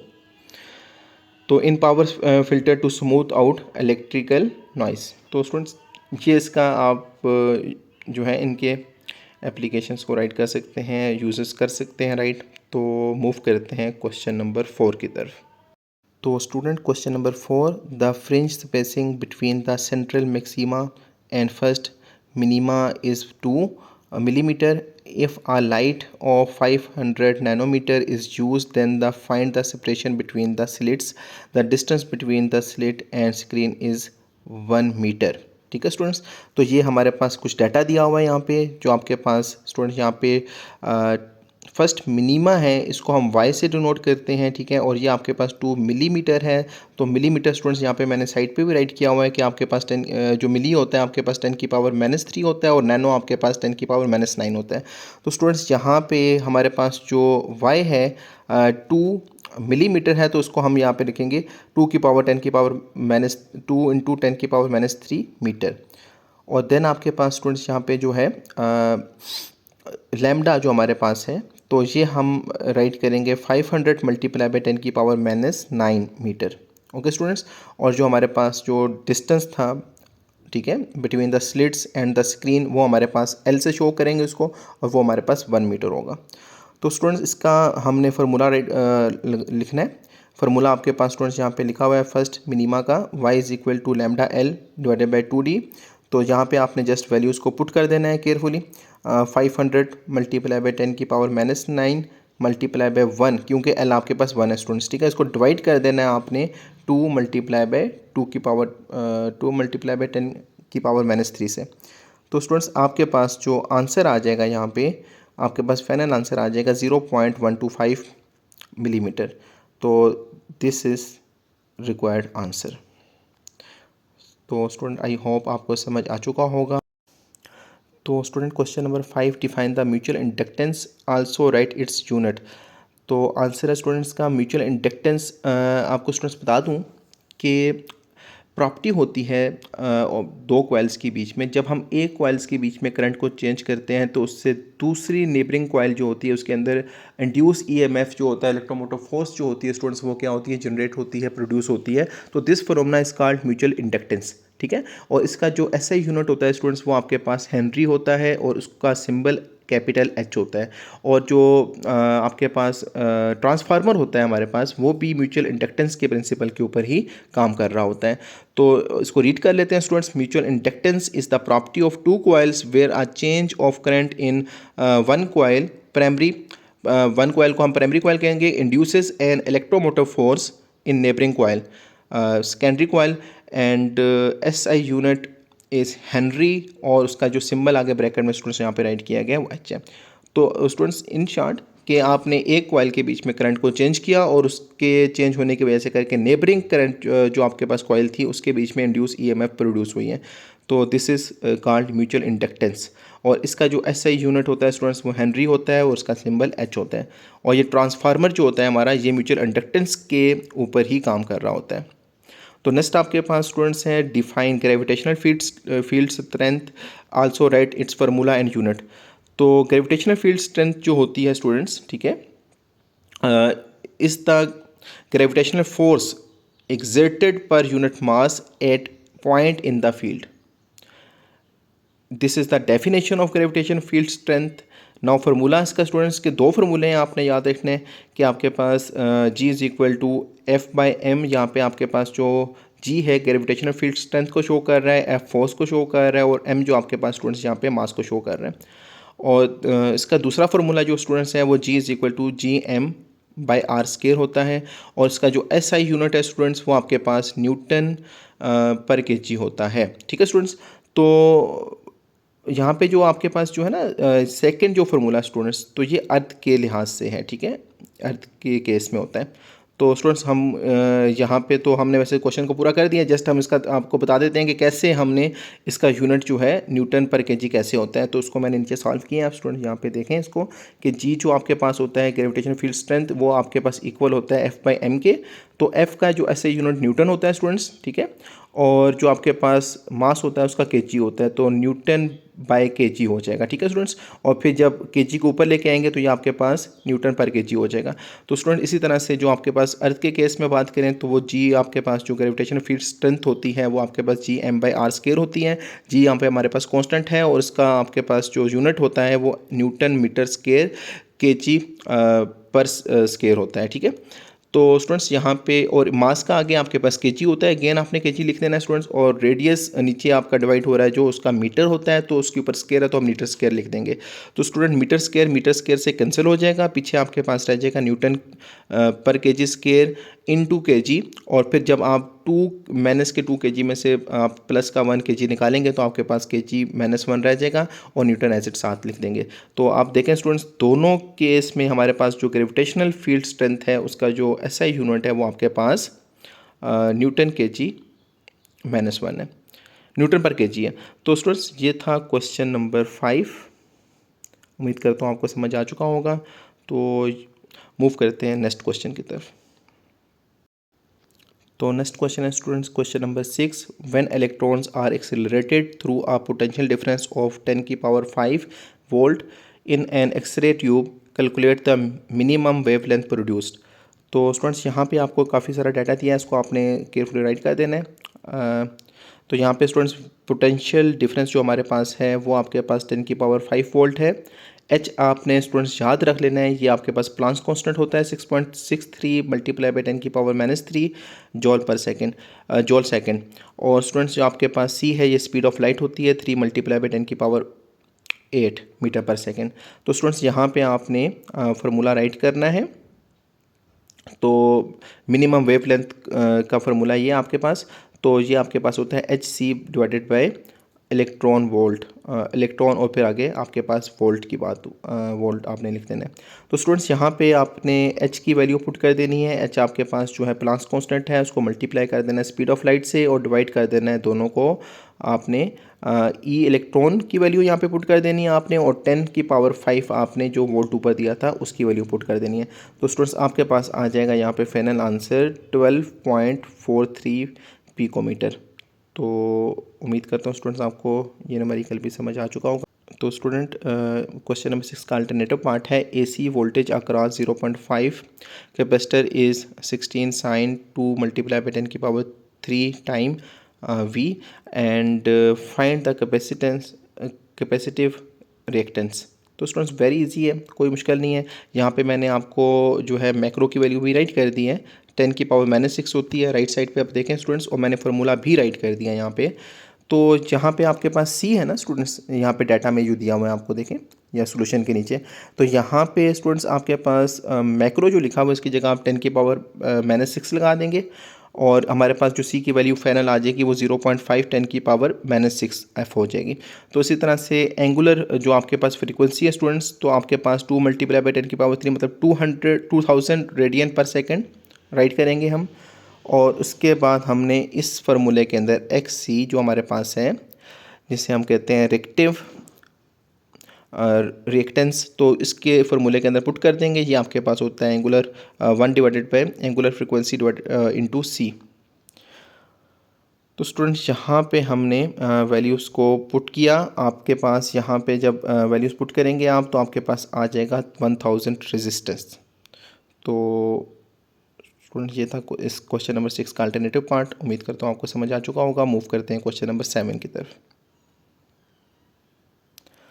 तो student next question number 7, define the cryosphere and lithosphere. तो स्टूडेंट्स यहाँ पे कुछ चीज़ें मैंने ऊपर भी हाईलाइट की हैं ताकि आप लोगों को अच्छे से समझ आ जाए। कैरियोस्फेयर जो होता है स्टूडेंट्स, ये आपके पास आर्कटिक रीजन को कहते हैं हम, ठीक है। मतलब जिस तरह से अंटार्कटिक रीजन जो है जहाँ पे बहुत ज़्यादा ठंड होती है, जो इक्वेटर से बहुत ज़्यादा दूर होते हैं, ठीक है।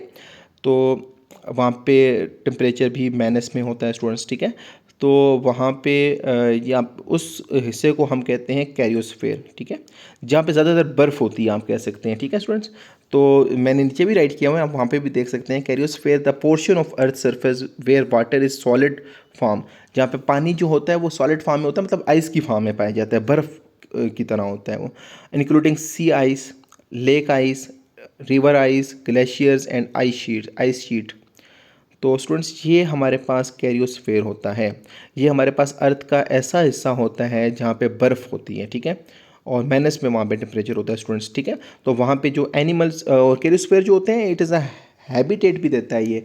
जिस तरह से जो आपके पास कैरियोस्फेयर में जो एनिमल्स पाए जाते हैं, पोलर बियर है, आर्कटिक फॉक्स है, ठीक है स्टूडेंट्स, तो ये ऐसे कम दर्जा हरारत वाले इलाकों में पाए जाते हैं। तो ये भी मैंने साइड पे राइट किया है स्टूडेंट्स। तो उसके साथ जो हमारे पास है सेकंड नंबर पे डिफाइन करना है आपने लिथोस्फेयर को स्टूडेंट्स। तो लिथोस्फेयर आपके पास जो है the rigid outer part of the earth consisting the crust and upper mantle. तो स्टूडेंट्स इसके बीच में माउंटेन्स आ जाते हैं, मैंने देखा यहाँ पे राइट भी किया हुआ है ब्रैकेट के अंदर, सॉइल, ग्राउंड, रॉक्स, तमाम चीज़ें आ जाती हैं। मतलब हम इन शॉर्ट कह सकते हैं जिस स्फीयर में हम रह रहे हैं वो लिथोस्फीयर है आपकी। तो स्टूडेंट्स ये था हमारा क्वेश्चन नंबर 7। उम्मीद करता हूँ आपको समझ आ चुका होगा। स्टूडेंट नेक्स्ट मूव कर रहे हैं इसके अल्टरनेटिव पार्ट की तरफ। What is the main purpose of X rays? The main purpose of X rays is diagnosing the imaging to see the broken bones or infections inside the body and therapy destroying cancer cells. ठीक है। In industry they are use to detect the cracks in metal parts. तो very important rays हैं ये students. मैं आपको easy words में बताऊं तो आपके पास जो एक्स रेज होती हैं हमारी बॉडी के बीच में, अल्लाह ना करे किसी के चेक करने के लिए कि कोई बोन्स वगैरह जो है उसको फ्रैक्चर तो नहीं है, ये देखने के लिए इस्तेमाल की जाती हैं। और वो यहाँ पे लिखा हुआ है कि इन्फेक्शन इनसाइड द बॉडी को देखने के। तो स्टूडेंट्स इसमें आपने एक चीज़ माइंड में रखनी है, डायरेक्टली हम एक्सरेज से कभी भी इन्फेक्शंस का नहीं पता लगा सकते। हाँ, हम उसको चेक करते हैं और जो आपके पास जिस जिस तरह से लंग की अगर अंदर इन्फेक्शन हो स्टूडेंट्स, ठीक है, तो उसमें बहुत ज़्यादा वाटर आ जाता है, ठीक है, म्यूकस आ जाता है वहाँ पे। तो वहाँ पे जब उसका एक्सरे किया जाएगा स्टूडेंट्स तो वहाँ पे हमें वाइट और क्लोटी पैचेस नज़र आएंगे। ठीक है, ये वाइट मैंने यहाँ पे राइट पे किया, वाइट और क्लोटी पैचेस। तो ये शो करेंगे कि इस जगह पे कोई प्रॉब्लम है, मतलब यहाँ पे कोई इन्फेक्शन है, फ्लूइड है, ऑब्वियसली जहाँ पे इन्फेक्शन पानी की वजह से ही आती है स्टूडेंट्स। ठीक है, तो ये आपके पास जो होगा इन्फेक्शन को शो करेगा। और अगर आपके पास जो है बट नॉर्मल पार्ट्स हैं, ठीक है, तो वो आपके पास क्या होगा, डार्क एंड क्लियर वहाँ पे रिजल्ट शो कर रहा होगा। ठीक है, जहाँ पे इन्फेक्शन नहीं है तो वहाँ पे पता लगेगा हमें कि ये हमारा ऐसा ठीक है। अगर वेटी अपीयरेंस ज़्यादा आ रही है एक्सरे के अंदर तो डेट्स मीन सम इशू वहाँ पे है। तो स्टूडेंट्स ये था आपके पास एक्सरे का यूज़ एक। और दूसरा उसमें थेरापी की बात करें तो एक्सरे से हम क्या करते हैं, आजकल कैंसर के सेल्स को भी हम डिस्ट्रॉय कर रहे हैं स्टूडेंट्स। ठीक है, तो ये इसका दूसरा यूज़ है। और थर्ड यूज़ हम इसका इंडस्ट्री में कर रहे हैं स्टूडेंट्स। तो जहाँ पे किसी मेटल्स के बीच में अगर उसके पार्ट के बीच में कोई क्रैक आ जाता है तो उससे उस क्रैक को भी देखने के लिए हम क्या करते हैं, एक्सरेज का यूज़ करते हैं। तो उम्मीद करता हूँ स्टूडेंट्स आपको ये क्वेश्चन भी अच्छे से समझ आ चुका होगा। तो स्टूडेंट अगर आपकी तैयारी अच्छे से हो रही है और आपको वीडियो से हेल्प हो रही है, आपकी एग्जामिनेशन की तैयारी भी अच्छे से जा रही है, तो आपने वीडियो को लाइक कर देना है और चैनल को सब्सक्राइब कर देना है ताकि मेरे आने वाली तमाम वीडियोस आप सब तक पहुंचती रहें और आप सबकी एग्ज़ाम की तैयारी बहुत अच्छे से होती रहे। तो वीडियो को अपने फ्रेंड्स के साथ भी शेयर करें ताकि उनकी भी एग्ज़ाम की प्रिपरेशन में उनकी हेल्प हो सके। तो स्टूडेंट स्टार्ट करते हैं नेक्स्ट क्वेश्चन को। तो नेक्स्ट आपके पास क्वेश्चन है स्टूडेंट्स, क्वेश्चन नंबर 8। मूव करते हैं क्वेश्चन नंबर 8 की तरफ। What are the condition required for the pair production to occur? तो स्टूडेंट्स ये वेरी इंपॉर्टेंट, आपने इसका कंसेप्ट समझ लेना है। कोई मुश्किल क्वेश्चन, ये वेरी इजी वे में आपको बताता हूँ कि जो हमारे पास जो पेयर प्रोडक्शन होती है actually it is the opposite of pair annihilation. ठीक है स्टूडेंट्स, आपने 11th क्लास में पढ़ा होगा स्टूडेंट्स के जो आपके पास मैटर और एंटी मैटर जब मिलते हैं तो उसके रिजल्ट में क्या होता है, एनिहिलेशन होती है। ठीक है, और उसमें से आपके पास गैमा रेज जो होती हैं वो रिलीज होती हैं। ठीक है स्टूडेंट्स, तो पेयर प्रोडक्शन इसका अपोजिट है जिसमें आपके पास हाई एनर्जी फोटोन्स जो होते हैं, हाई एनर्जी फोटोन्स वो कन्वर्ट होते हैं टू पार्टिकल्स के बीच में। ठीक है स्टूडेंट्स, तो पेयर प्रोडक्शन का मतलब आपके पास हाई एनर्जी फोटोन्स जो होंगे, गैमा रेस जिनको आप कह सकते हैं, ठीक है स्टूडेंट्स, वो आपकी कन्वर्ट होंगी टू पार्टिकल्स के अंदर। तो यहाँ पे ऊपर मैंने ब्रैकेट के अंदर लाइन में अलग से भी राइट किया ताकि आप लोगों को अच्छे से समझ आ सके स्टूडेंट्स। तो इसकी कंडीशन आपने राइट करनी है। ठीक है, तो पेयर प्रोडक्शन को डिफाइन नहीं करना, आपने इसकी कंडीशन राइट करनी है। जस्ट मैंने आपको इसके बारे में थोड़ा सा बताया ताकि क्वेश्चन चेंज करके भी बोर्ड देता है और रिपीटेड भी कर रहा है स्टूडेंट्स क्वेश्चन। आप क्या फेडरल बोर्ड जो है हर पेपर में से, मॉडल पेपर में से क्वेश्चन काफ़ी ज़्यादा रिपीट हो रहे हैं, तो आपने अच्छे से क्या नाम है इस लेक्चर को समझना है। और कोई चीज़ समझ नहीं आई तो वीडियो को दोबारा पीछे करके देखिएगा। इंशाल्लाह आपकी उम्मीद करता हूँ इंशाल्लाह आपके तमाम प्रॉब्लम सॉल्व हो जाएंगे। और फिर भी अगर आपको क्वेश्चन समझ नहीं आता तो आप कमेंट बॉक्स में लाजमी मैसेज कीजिएगा। इंशाल्लाह यहाँ मेरे चैनल पे सब स्टूडेंट्स को प्रॉपर रिस्पॉन्स किया जाता है, उनके तमाम जो क्वेरीज़ वगैरह होती है उनको भी सॉल्व किया जाता है। तो स्टूडेंट्स इसके बीच में कंडीशन अब राइट करते हैं हम, the incident photon must have energy. उसकी जो फोटोन की जो एनर्जी है ना स्टूडेंट्स, वो आपके पास at least 1.02 mega electron volt होनी चाहिए। ठीक है स्टूडेंट्स, तो ये इसकी पहली कंडीशन है, twice the rest mass energy of electron. तो स्टूडेंट्स ये आपकी पहली कंडीशन है कि आपके पास जो इंसिडेंट फोटोन होगा उसकी जो एनर्जी है एट लीस्ट 1.02 होनी चाहिए। और उसके साथ दूसरा, heavy nucleus must be near bye, और जो दूसरी कंडीशन है कि न्यूक्लियस के करीब ये स्टार्ट होगा। ठीक है स्टूडेंट्स, तो ये आपकी दो कंडीशंस हैं स्टूडेंट्स, आपने इसको राइट कर देना है as a heavy nucleus must be near by to satisfy the law of conservation of momentum. तो स्टूडेंट्स दीज टू कंडीशन है। अब इसका थोड़ा सा मैं आपको ना जो एक्स्ट्रा आपको थोड़ा सा यहाँ पे मैंने राइट किया उसको भी देख लें ताकि आपका मजीद कंसेप्ट क्लियर हो जाए। Pair production is the opposite of pair annihilation. अच्छा, पेयर एनिहिलेशन में होता क्या है स्टूडेंट्स? ठीक है, इलेक्ट्रॉन प्लस पॉजिट्रॉन मिलते हैं, ठीक है, तो एनिलेशन होती है। एनिलेशन का मतलब तबाही होती है, वहाँ से बहुत ज़्यादा मकदार में हीट निकलती है, ठीक है, एनर्जी निकलती है in the form of gamma rays. ठीक है स्टूडेंट्स, तो ये थी हमारे पास पेयर एनिलेशन। तो अब यहाँ पे जो आपके पास जो है ना, but in pair production students, तो इसमें गैमा रेस जो होती हैं, हाई एनर्जी फोटोन्स जो होते हैं, ये इलेक्ट्रॉन और पॉजिट्रॉन में कन्वर्ट होते हैं। मतलब आप कह सकते हैं कि पार्टिकल और एंटी पार्टिकल के अंदर ये कन्वर्ट होते हैं। तो स्टूडेंट्स उम्मीद करता हूँ आपको क्वेश्चन अच्छे से समझ आ चुका होगा। नेक्स्ट हम मूव करते हैं इसके अल्टरनेटिव पार्ट की तरफ। तो अल्टरनेटिव पार्ट है स्टूडेंट्स का, what is climate inertia, slow response of earth climate system to changes. तो स्टूडेंट्स जिस तरह से इनर्शिया को आप जानते हैं कि इनर्शिया जो होता है रेजिस्ट इन द चेंज, उसकी कोशिश होती है कि अपनी पोजीशन जो उसकी है उसको स्टेबल रखे, उसके अंदर कोई चेंज ना आए। अगर कोई जिस तरह से बस जा रही होती है स्ट्रेट आगे स्टूडेंट्स, ठीक है, तो अचानक से जब ड्राइवर क्या करता है, ब्रेक लगाता है, तो हम सब आगे की तरफ मूव करते हैं, क्योंकि हम आगे की तरफ मूव कर रहे होते हैं, इनर्शिया हमको आगे की तरफ ही लेके जा रहा होता है। तो इनर्शिया ये चाहता है कि जो पोजीशन बनी हुई है, स्टेबल हुई हुई है, वो स्टेबल ही रहे, तो रेजिस्ट करता है चेंज के अंदर। तो क्लाइमेट इनर्शिया क्या होता है स्टूडेंट्स के very slow response to the earth climate system to changes. ठीक है, कि हमारा जो क्लाइमेट है उसको बहुत स्लो तरीके से वो चेंज करेगा। क्लाइमेट इनर्शिया रिस्पॉन्स बहुत स्लो करेगा उसका। Climate inertia is the phenomena where the climate system show a delay in response to changes in greenhouse concentration due to the thermal capacity of ocean and slow response of ice sheet. तो student I think आपको समझ आ चुका होगा, I hope. तो move करते हैं next question number 9 की तरफ। तो student question number 9 very important है, इसको आपने जैसे समझ लेना है। What is the application of piezo electric effect in medical science.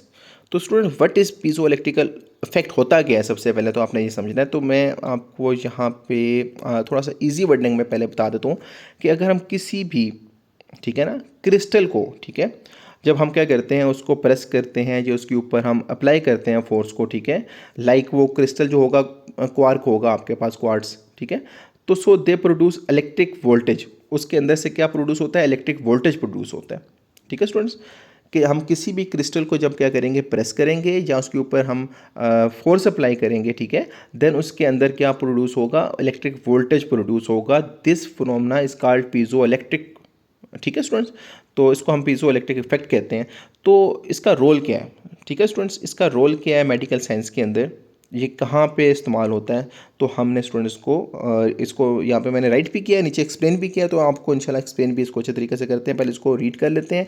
It is primary used in ultrasound imaging. ठीक है, तो इसका प्राइमरी यूज़ ये है कि जो अल्ट्रासाउंड की डिवाइसेस होती हैं उनके बीच में, अल्ट्रासोनिक प्रोब के बीच में यूज़ होता है, डिवाइसेस के बीच में यूज़ होता है। Piezo electric crystal convert electrical signals. जो आपके पास पीजो इलेक्ट्रिक क्रिस्टल होते हैं स्टूडेंट्स, वो कन्वर्ट करते हैं इलेक्ट्रिकल सिग्नल्स को इनटू अल्ट्रासोनिक वेव्स। ठीक है, और फिर वो वेव्स जो होती हैं हमारी बॉडी में जाती हैं, आर्गन के साथ जाकर स्ट्राइक करती हैं, फिर वहाँ से वापस आती हैं, ठीक है, रिफ्लेक्ट बैक होती हैं, ठीक है, और फिर रिफ्लेक्ट बैक होने के बाद वही क्रिस्टल जो होता है उनको रिसीव करता है, और उसके बाद कंप्यूटर के ऊपर हमें एक प्रॉपर स्क्रीन पे इमेज दिखाई देता है। तो this is the application of piezo effect in medical science. तो स्टूडेंट मैंने यहाँ पे स्टेप वाइज मैंने नीचे लिखा हुआ है ताकि आप लोगों को मज़ीद क्लियर हो जाए। तो जब भी हम इलेक्ट्रिसिटी अप्लाई करते हैं, क्रिस्टल जो होता है हमारे पास, ठीक है, वो विब्रेट होता है और प्रोड्यूस करता है हाई फ्रीक्वेंसी साउंड वेव। ठीक है स्टूडेंट्स, तो जब वो high energy sound wave produce होगी तो वो हमारी बॉडी के अंदर फिर वो हमारी बॉडी के बीच में जाएगी। The sound waves enter the body and enter the body, body के अंदर जाके वहाँ पे आर्गन के साथ जाके क्या करेगी, टकराएगी, वहाँ से रिफ्लेक्ट बैक होगी फ्रॉम द आर्गन फिर दोबारा से, ठीक है। And same crystal detect the reflected wave, ठीक है स्टूडेंट्स। मैंने आपको बताया कि वही सेम क्रिस्टल जो होगा उसको दोबारा से क्या करेगा, डिटेक्ट करेगा और कन्वर्ट करेगा उसको इलेक्ट्रिकल सिग्नल के अंदर, ठीक है स्टूडेंट्स। तो और उसके बाद क्या होगा, कंप्यूटर जो होगा वो फॉर्म कर देगा इमेज ऑन स्क्रीन। तो स्टूडेंट्स छोटा सा इसका प्रिंसिपल है आपने वैसे इसका प्रिंसिपल तो राइट नहीं करना था, आपने जस्ट बताना था इसका मेडिकल साइंस के अंदर क्या रोल है।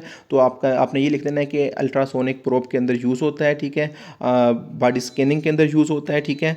तो प्रिंसिपल अगर आपके पास क्वेश्चन आ जाए इस बार, तो आपने बताना है कि जब हम क्या करते हैं, इलेक्ट्रिसिटी अप्लाई करते हैं दिस टाइप ऑफ क्रिस्टल के ऊपर, तो वो विब्रेट होता है। और जब भी कोई चीज़ विब्रेट होती है स्टूडेंट्स, तो उसके अंदर से साउंड वेव्स क्रिएट होती हैं। आपको पता है वाइब्रेशन क्या प्रोड्यूस करती हैं, साउंड वेव्स। तो जब वो साउंड वेव्स जो होंगी क्रिएट होंगी, वो हमारी बॉडी के बीच में भेजते हैं, ठीक है। और बॉडी जो होगी ना, उसके बीच में जिस आर्गन को टारगेट करना है वहाँ पे जाएगी, उसके साथ टकरा के वापस आएगी, ठीक है। और वापस जब आएगी तो यही क्रिस्टल उसको जो क्या करेगा, उसको डिटेक्ट करेगा रिफ्लेक्ट होने वाली वेव को, ठीक है, और उसको इलेक्ट्रिकल सिग्नल के बीच में कन्वर्ट कर देगा, ठीक है स्टूडेंट्स। तो जब वो इलेक्ट्रिकल सिग्नल के बीच में कन्वर्ट होगा, तो देन कंप्यूटर के ऊपर आपको इमेज नज़र आ जाएगा। तो स्टूडेंट दैट्स हाउ जो आपके पास पीजो इलेक्ट्रिक इफेक्ट है वो क्या करता है, ऐसे हमारी स्कैनिंग में हेल्प करता है। तो स्टूडेंट्स उम्मीद करता हूँ आपको ये क्वेश्चन भी अच्छे से समझ आ चुका होगा। तो मूव करते हैं नेक्स्ट क्वेश्चन की तरफ। तो स्टूडेंट नेक्स्ट आपके पास इसका अल्टरनेटिव पार्ट है, explain how electron microscope achieve very high resolution. तो स्टूडेंट्स जो आपके पास इलेक्ट्रॉन माइक्रोस्कोप होती है, इसकी जो रेजोल्यूशन होती है डिपेंड करती है वेवलेंथ के ऊपर। Electrons have very small de Broglie wavelength. जो इलेक्ट्रॉन्स होते हैं इनकी जो वेवलेंथ होती है बहुत ज़्यादा स्मॉल होती है, ठीक है। और इसी का इलेक्ट्रॉन माइक्रोस्कोप जो होती है वो फ़ायदा उठाती है उसकी वजह से, और उससे हमें बहुत ज़्यादा जो स्मॉलर थिंग होती है वो भी हमें काफ़ी ज़्यादा बेटर होकर नज़र आती है, ठीक है। Up to 100 time better than optical microscope. मतलब हम कह सकते हैं कि जो ऑप्टिकल माइक्रोस्कोप होती है उससे भी 1000 टाइम बेटर हमें इलेक्ट्रॉन माइक्रोस्कोप जो होती है वो रिजल्ट देती है, क्योंकि उसके बीच में इलेक्ट्रॉन्स होते हैं, उनकी वेवलेंथ बहुत ज़्यादा शॉर्ट होती है, वेरी स्मॉल होती है, ठीक है। तो वो अच्छे से हमें इमेज दिखाते हैं। तो स्टूडेंट्स ये वेरी सिंपल क्वेश्चन था। नेक्स्ट मूव करते हैं नेक्स्ट क्वेश्चन की तरफ। तो स्टूडेंट नेक्स्ट क्वेश्चन है आपके पास, explain the briefly how global climate is determined by the energy transfer from the sun, कि हाउ सनलाइट जो होता है अफेक्ट करता है अर्थ क्लाइमेट को, ठीक है स्टूडेंट्स। इन शॉर्ट अगर मैं इस क्वेश्चन को आपको बताऊं कि क्या पूछा जा रहा है कि जो सनलाइट होती है उसका क्या इफेक्ट होता है अर्थ क्लाइमेट के ऊपर। तो स्टूडेंट्स यहाँ पे आपने थोड़ा सा केयरफुली सुनना है इसको, बहुत इजी क्वेश्चन है। आपने याद रखना है कि जो सन होता है, ठीक है, हमारी अर्थ के ऊपर डिफरेंट रीजन है, ठीक है। वो डिफरेंट रीजन के ऊपर हर रीजन के ऊपर ही जो होती है ना सनलाइट जा रही होती है, ठीक है स्टूडेंट्स। तो जिस तरह से हम इक्वेटर की बात करते हैं अर्थ की, ठीक है, तो जब सनलाइट इक्वेटर पे पड़ती है ना, तो इक्वेटर जो होता है ज़्यादा हीट को ऑब्जर्व करता है। यही वजह है कि जो कंट्रीज़ इक्वेटर लाइन के ऊपर होते हैं वहाँ पे ज़्यादा हाई टेम्परेचर होता है, ठीक है स्टूडेंट्स। तो इसी तरह से जो कंट्री इक्वेटर से दूर होते हैं, लाइक रशिया है, जिस तरह से अंटार्कटिक ओशंस हैं हमारे पास, ठीक है, तो उधर जो आपके पास होते हैं वहाँ पे सनलाइट जो होती है रिफ्लेक्ट हो जाती है, ठीक है स्टूडेंट्स, ये आपने राइट कर देना है। और इसका फिर क्लाइमेट जो है ना, अब ओबियसली वो इस चीज़ पे है, सनलाइट के ऊपर डिपेंड कर रहे हैं, इक्वेटर के ऊपर डिपेंड कर रहे हैं कि देखें इक्वेटर पे जब लाइट गई तो उसने ऑब्जर्व किया, तो वहाँ पे क्लाइमेट आपका हॉट होगा ओबियसली। तो अगर इक्वेटर से दूर अगर सनलाइट कहीं पे कोई ऐसा इलाका है जहाँ पे सन की लाइट तो वहाँ पे भी जा रही है ना, तो इक्वेटर से दूर है कोई, तो वहाँ पे जब आपके पास सन की लाइट जाएगी तो रिफ्लेक्ट हो जाएगी वो, तो वहाँ पे फिर क्या होगा, हीट ज़्यादा प्रोड्यूस नहीं होगी, वो क्लाइमेट जो होगा उसका ठंडा होगा। तो इसी तरह से स्टूडेंट्स अगर हम ओशन की बात करते हैं, ठीक है, तो ओशन जो होते हैं आपको पता है वहाँ पे पानी की हीट कैपेसिटी होती है बहुत ज़्यादा होती है, ठीक है स्टूडेंट्स। तो वो मोर हीट को अपने अंदर ज़्यादा देर ऑब्जर्व करके रखता है पानी, ठीक है स्टूडेंट्स। तो एज़ कम्पेयर टू लैंड, ठीक है, तो इसका मतलब क्या हुआ कि लैंड जो होती है उसके कैपेसिटी जो होती है वो कम होती है, स्पेसिफिक हीट कैपेसिटी। वो जैसे हीट उसके अंदर आती है, मिट्टी के अंदर, ज़मीन की लाइन के अंदर, तो वो फ़ौरन से ही उसको रिलीज़ कर देती है, ज़्यादा देर अपने अंदर ऑब्जर्व करके हीट को नहीं रखती। तो यही वजह है कि जहाँ पे लैंड होती है वहाँ पे दिन जो होता है आपके पास उसमें टेम्परेचर ज़्यादा होता है, और रात जब होती है तो टेम्परेचर क्या हो जाता है, कूल हो जाता है स्टूडेंट्स, ठीक है। तो समुंदर जो होता है वहाँ पे अगर डे टाइम बात करें ना हम, तो स्टूडेंट्स तो डे टाइम पे सारी हीट वो ऑब्जर्व कर रहा होता है, तो वहाँ पे डे टाइम बहुत प्यारा मौसम होता है। बट इन द इवनिंग जब सन जो होता है आपके पास ग्रूप हो जाता है सूरज, तो उसके बाद स्टूडेंट्स जो आपके पास वहाँ पे हीट वो रिलीज़ करना शुरू कर देता है पहले, तो वहाँ पे रात जो होती है टेम्परेचर डिफरेंट हो जाता है।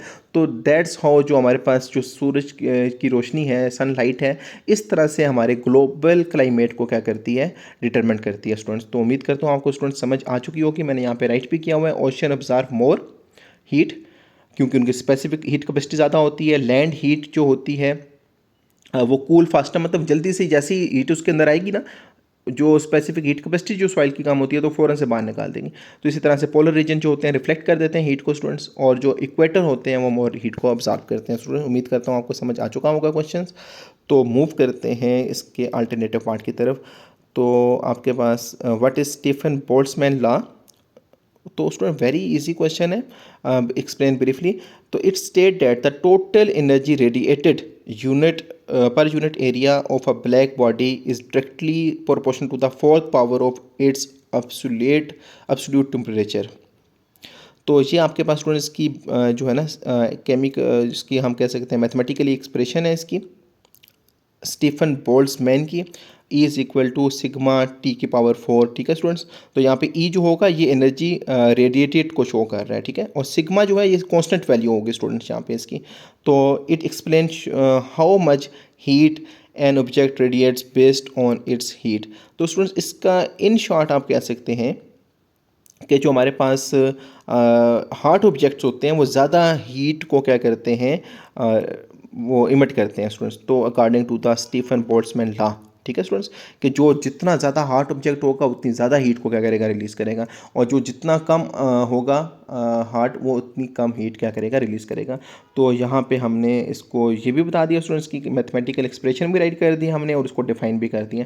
तो स्टूडेंट्स उम्मीद करता हूँ आपको ये क्वेश्चन भी समझ आ चुका होगा। नेक्स्ट मूव करते हैं क्वेश्चन नंबर 12 की तरफ। तो स्टूडेंट क्वेश्चन नंबर 12 आपके पास explain why g is approximately constant for small changes in height near the earth surface. तो स्टूडेंट्स यहाँ पे आपके पास जो है ना वो कह रहे हैं कि जी की जो वैल्यू होती है ना, अगर हम जिस तरह से हम चले जाते हैं, चले मरी चले जाते हैं, वहाँ पे जी की वैल्यू कितनी हाइट है मरी की, ठीक है। तो अभी हाइट पे गए हैं बट हैं तो हम अर्थ के अंदर ही ना, उसी के स्फीयर के बीच में। तो स्टूडेंट्स वहाँ पे आपके पास जो वो कह रहे हैं कि जब हम किसी हाइट पे चले जाते हैं अर्थ के अंदर स्पेसिफिक, तो जी की वैल्यू पे इतना निग्लिजिबल फ़र्क क्यों पड़ता है, मतलब वो ज़्यादा कम क्यों नहीं होती। क्योंकि वैसे तो हमने सुना हुआ है कि जैसे जैसे हम ऊपर जाएंगे तो जी की वैल्यू क्या होगी, डिक्रीज़ होगी, बट इतनी ज़्यादा डिक्रीज़ क्यों नहीं होती, वो राउंड अबाउट 9.8 के करीब करीब क्यों रहती है, ठीक है। वैसे तो थोड़ी सी कम हो जाती है, 9.7 तक जाती है। तो स्टूडेंट्स यहाँ पे इसका जो रीज़न आपने देना है स्टूडेंट्स यहाँ पे, कि जी जो होता है आपके पास स्टूडेंट्स, जैसे हमने ऊपर पढ़ा कि ये आपके पास G M divided by R plus H का होल स्क्वायर होता है, ठीक है स्टूडेंट्स।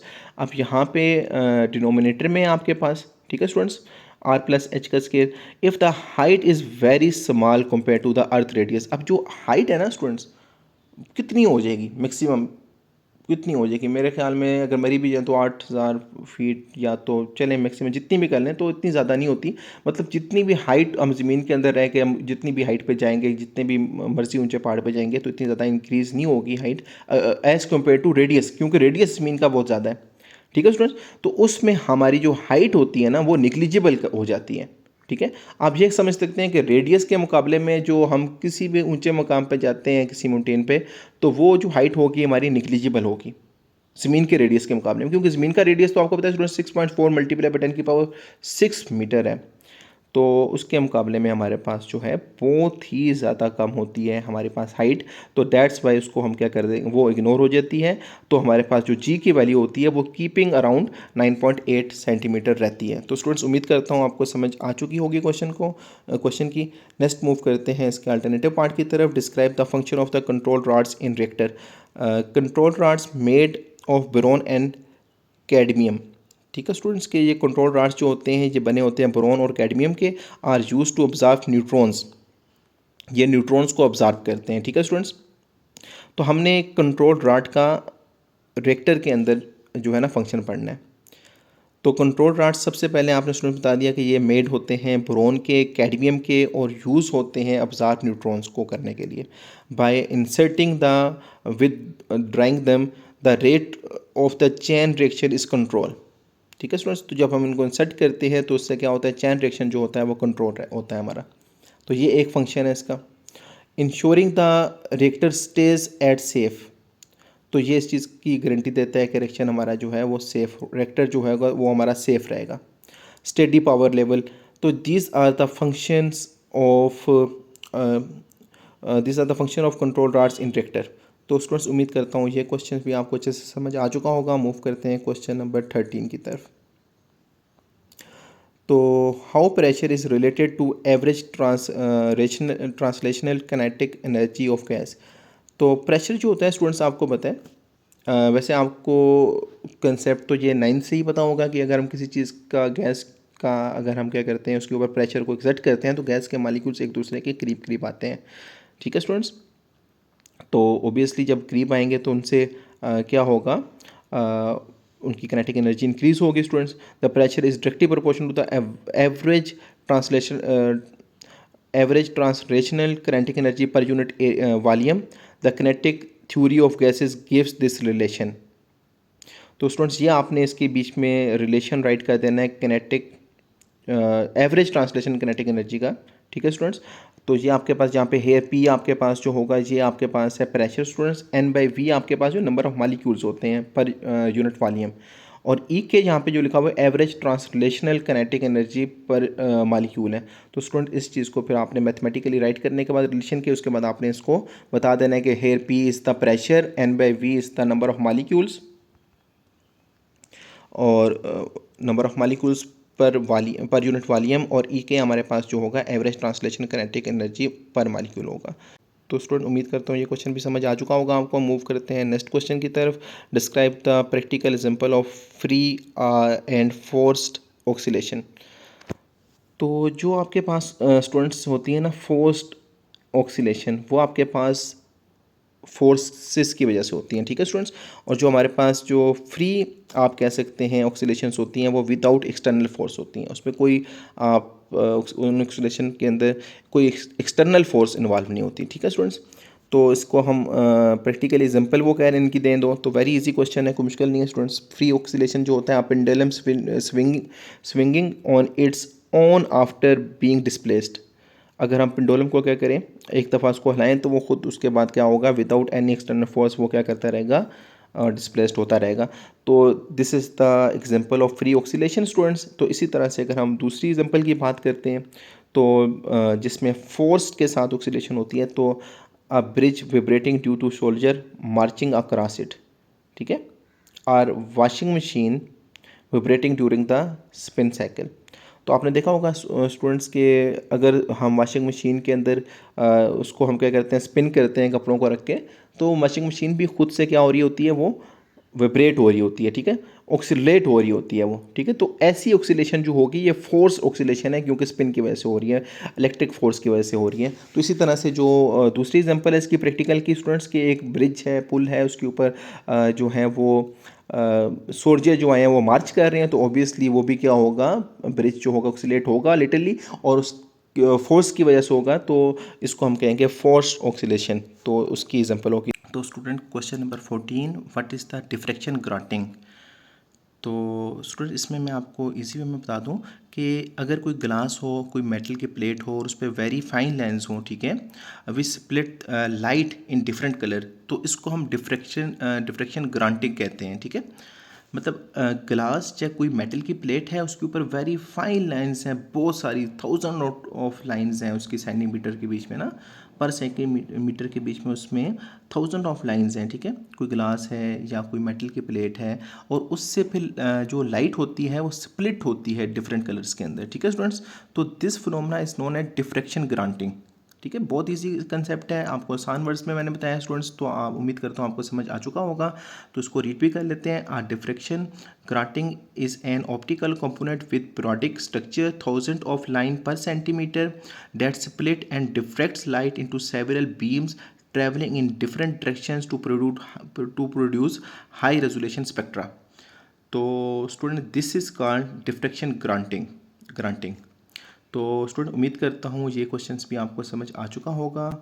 तो स्टूडेंट्स अगर आप चाहते हैं कि पूरा मॉडल पेपर जो आपके पास सेक्शन सी है उसको भी सॉल्व किया जाए तो आपने कमेंट्स में लाजमी मेंशन कर देना है, तो इंशाल्लाह मैं वो भी आपको सॉल्व करा दूंगा। तो आपका ये था सेक्शन बी स्टूडेंट्स पूरा।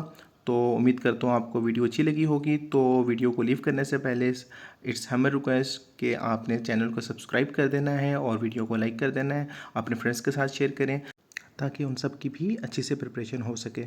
तो स्टूडेंट्स अपना बहुत ज़्यादा ख्याल रखिएगा। टेक केयर एंड अल्लाह हाफिज़।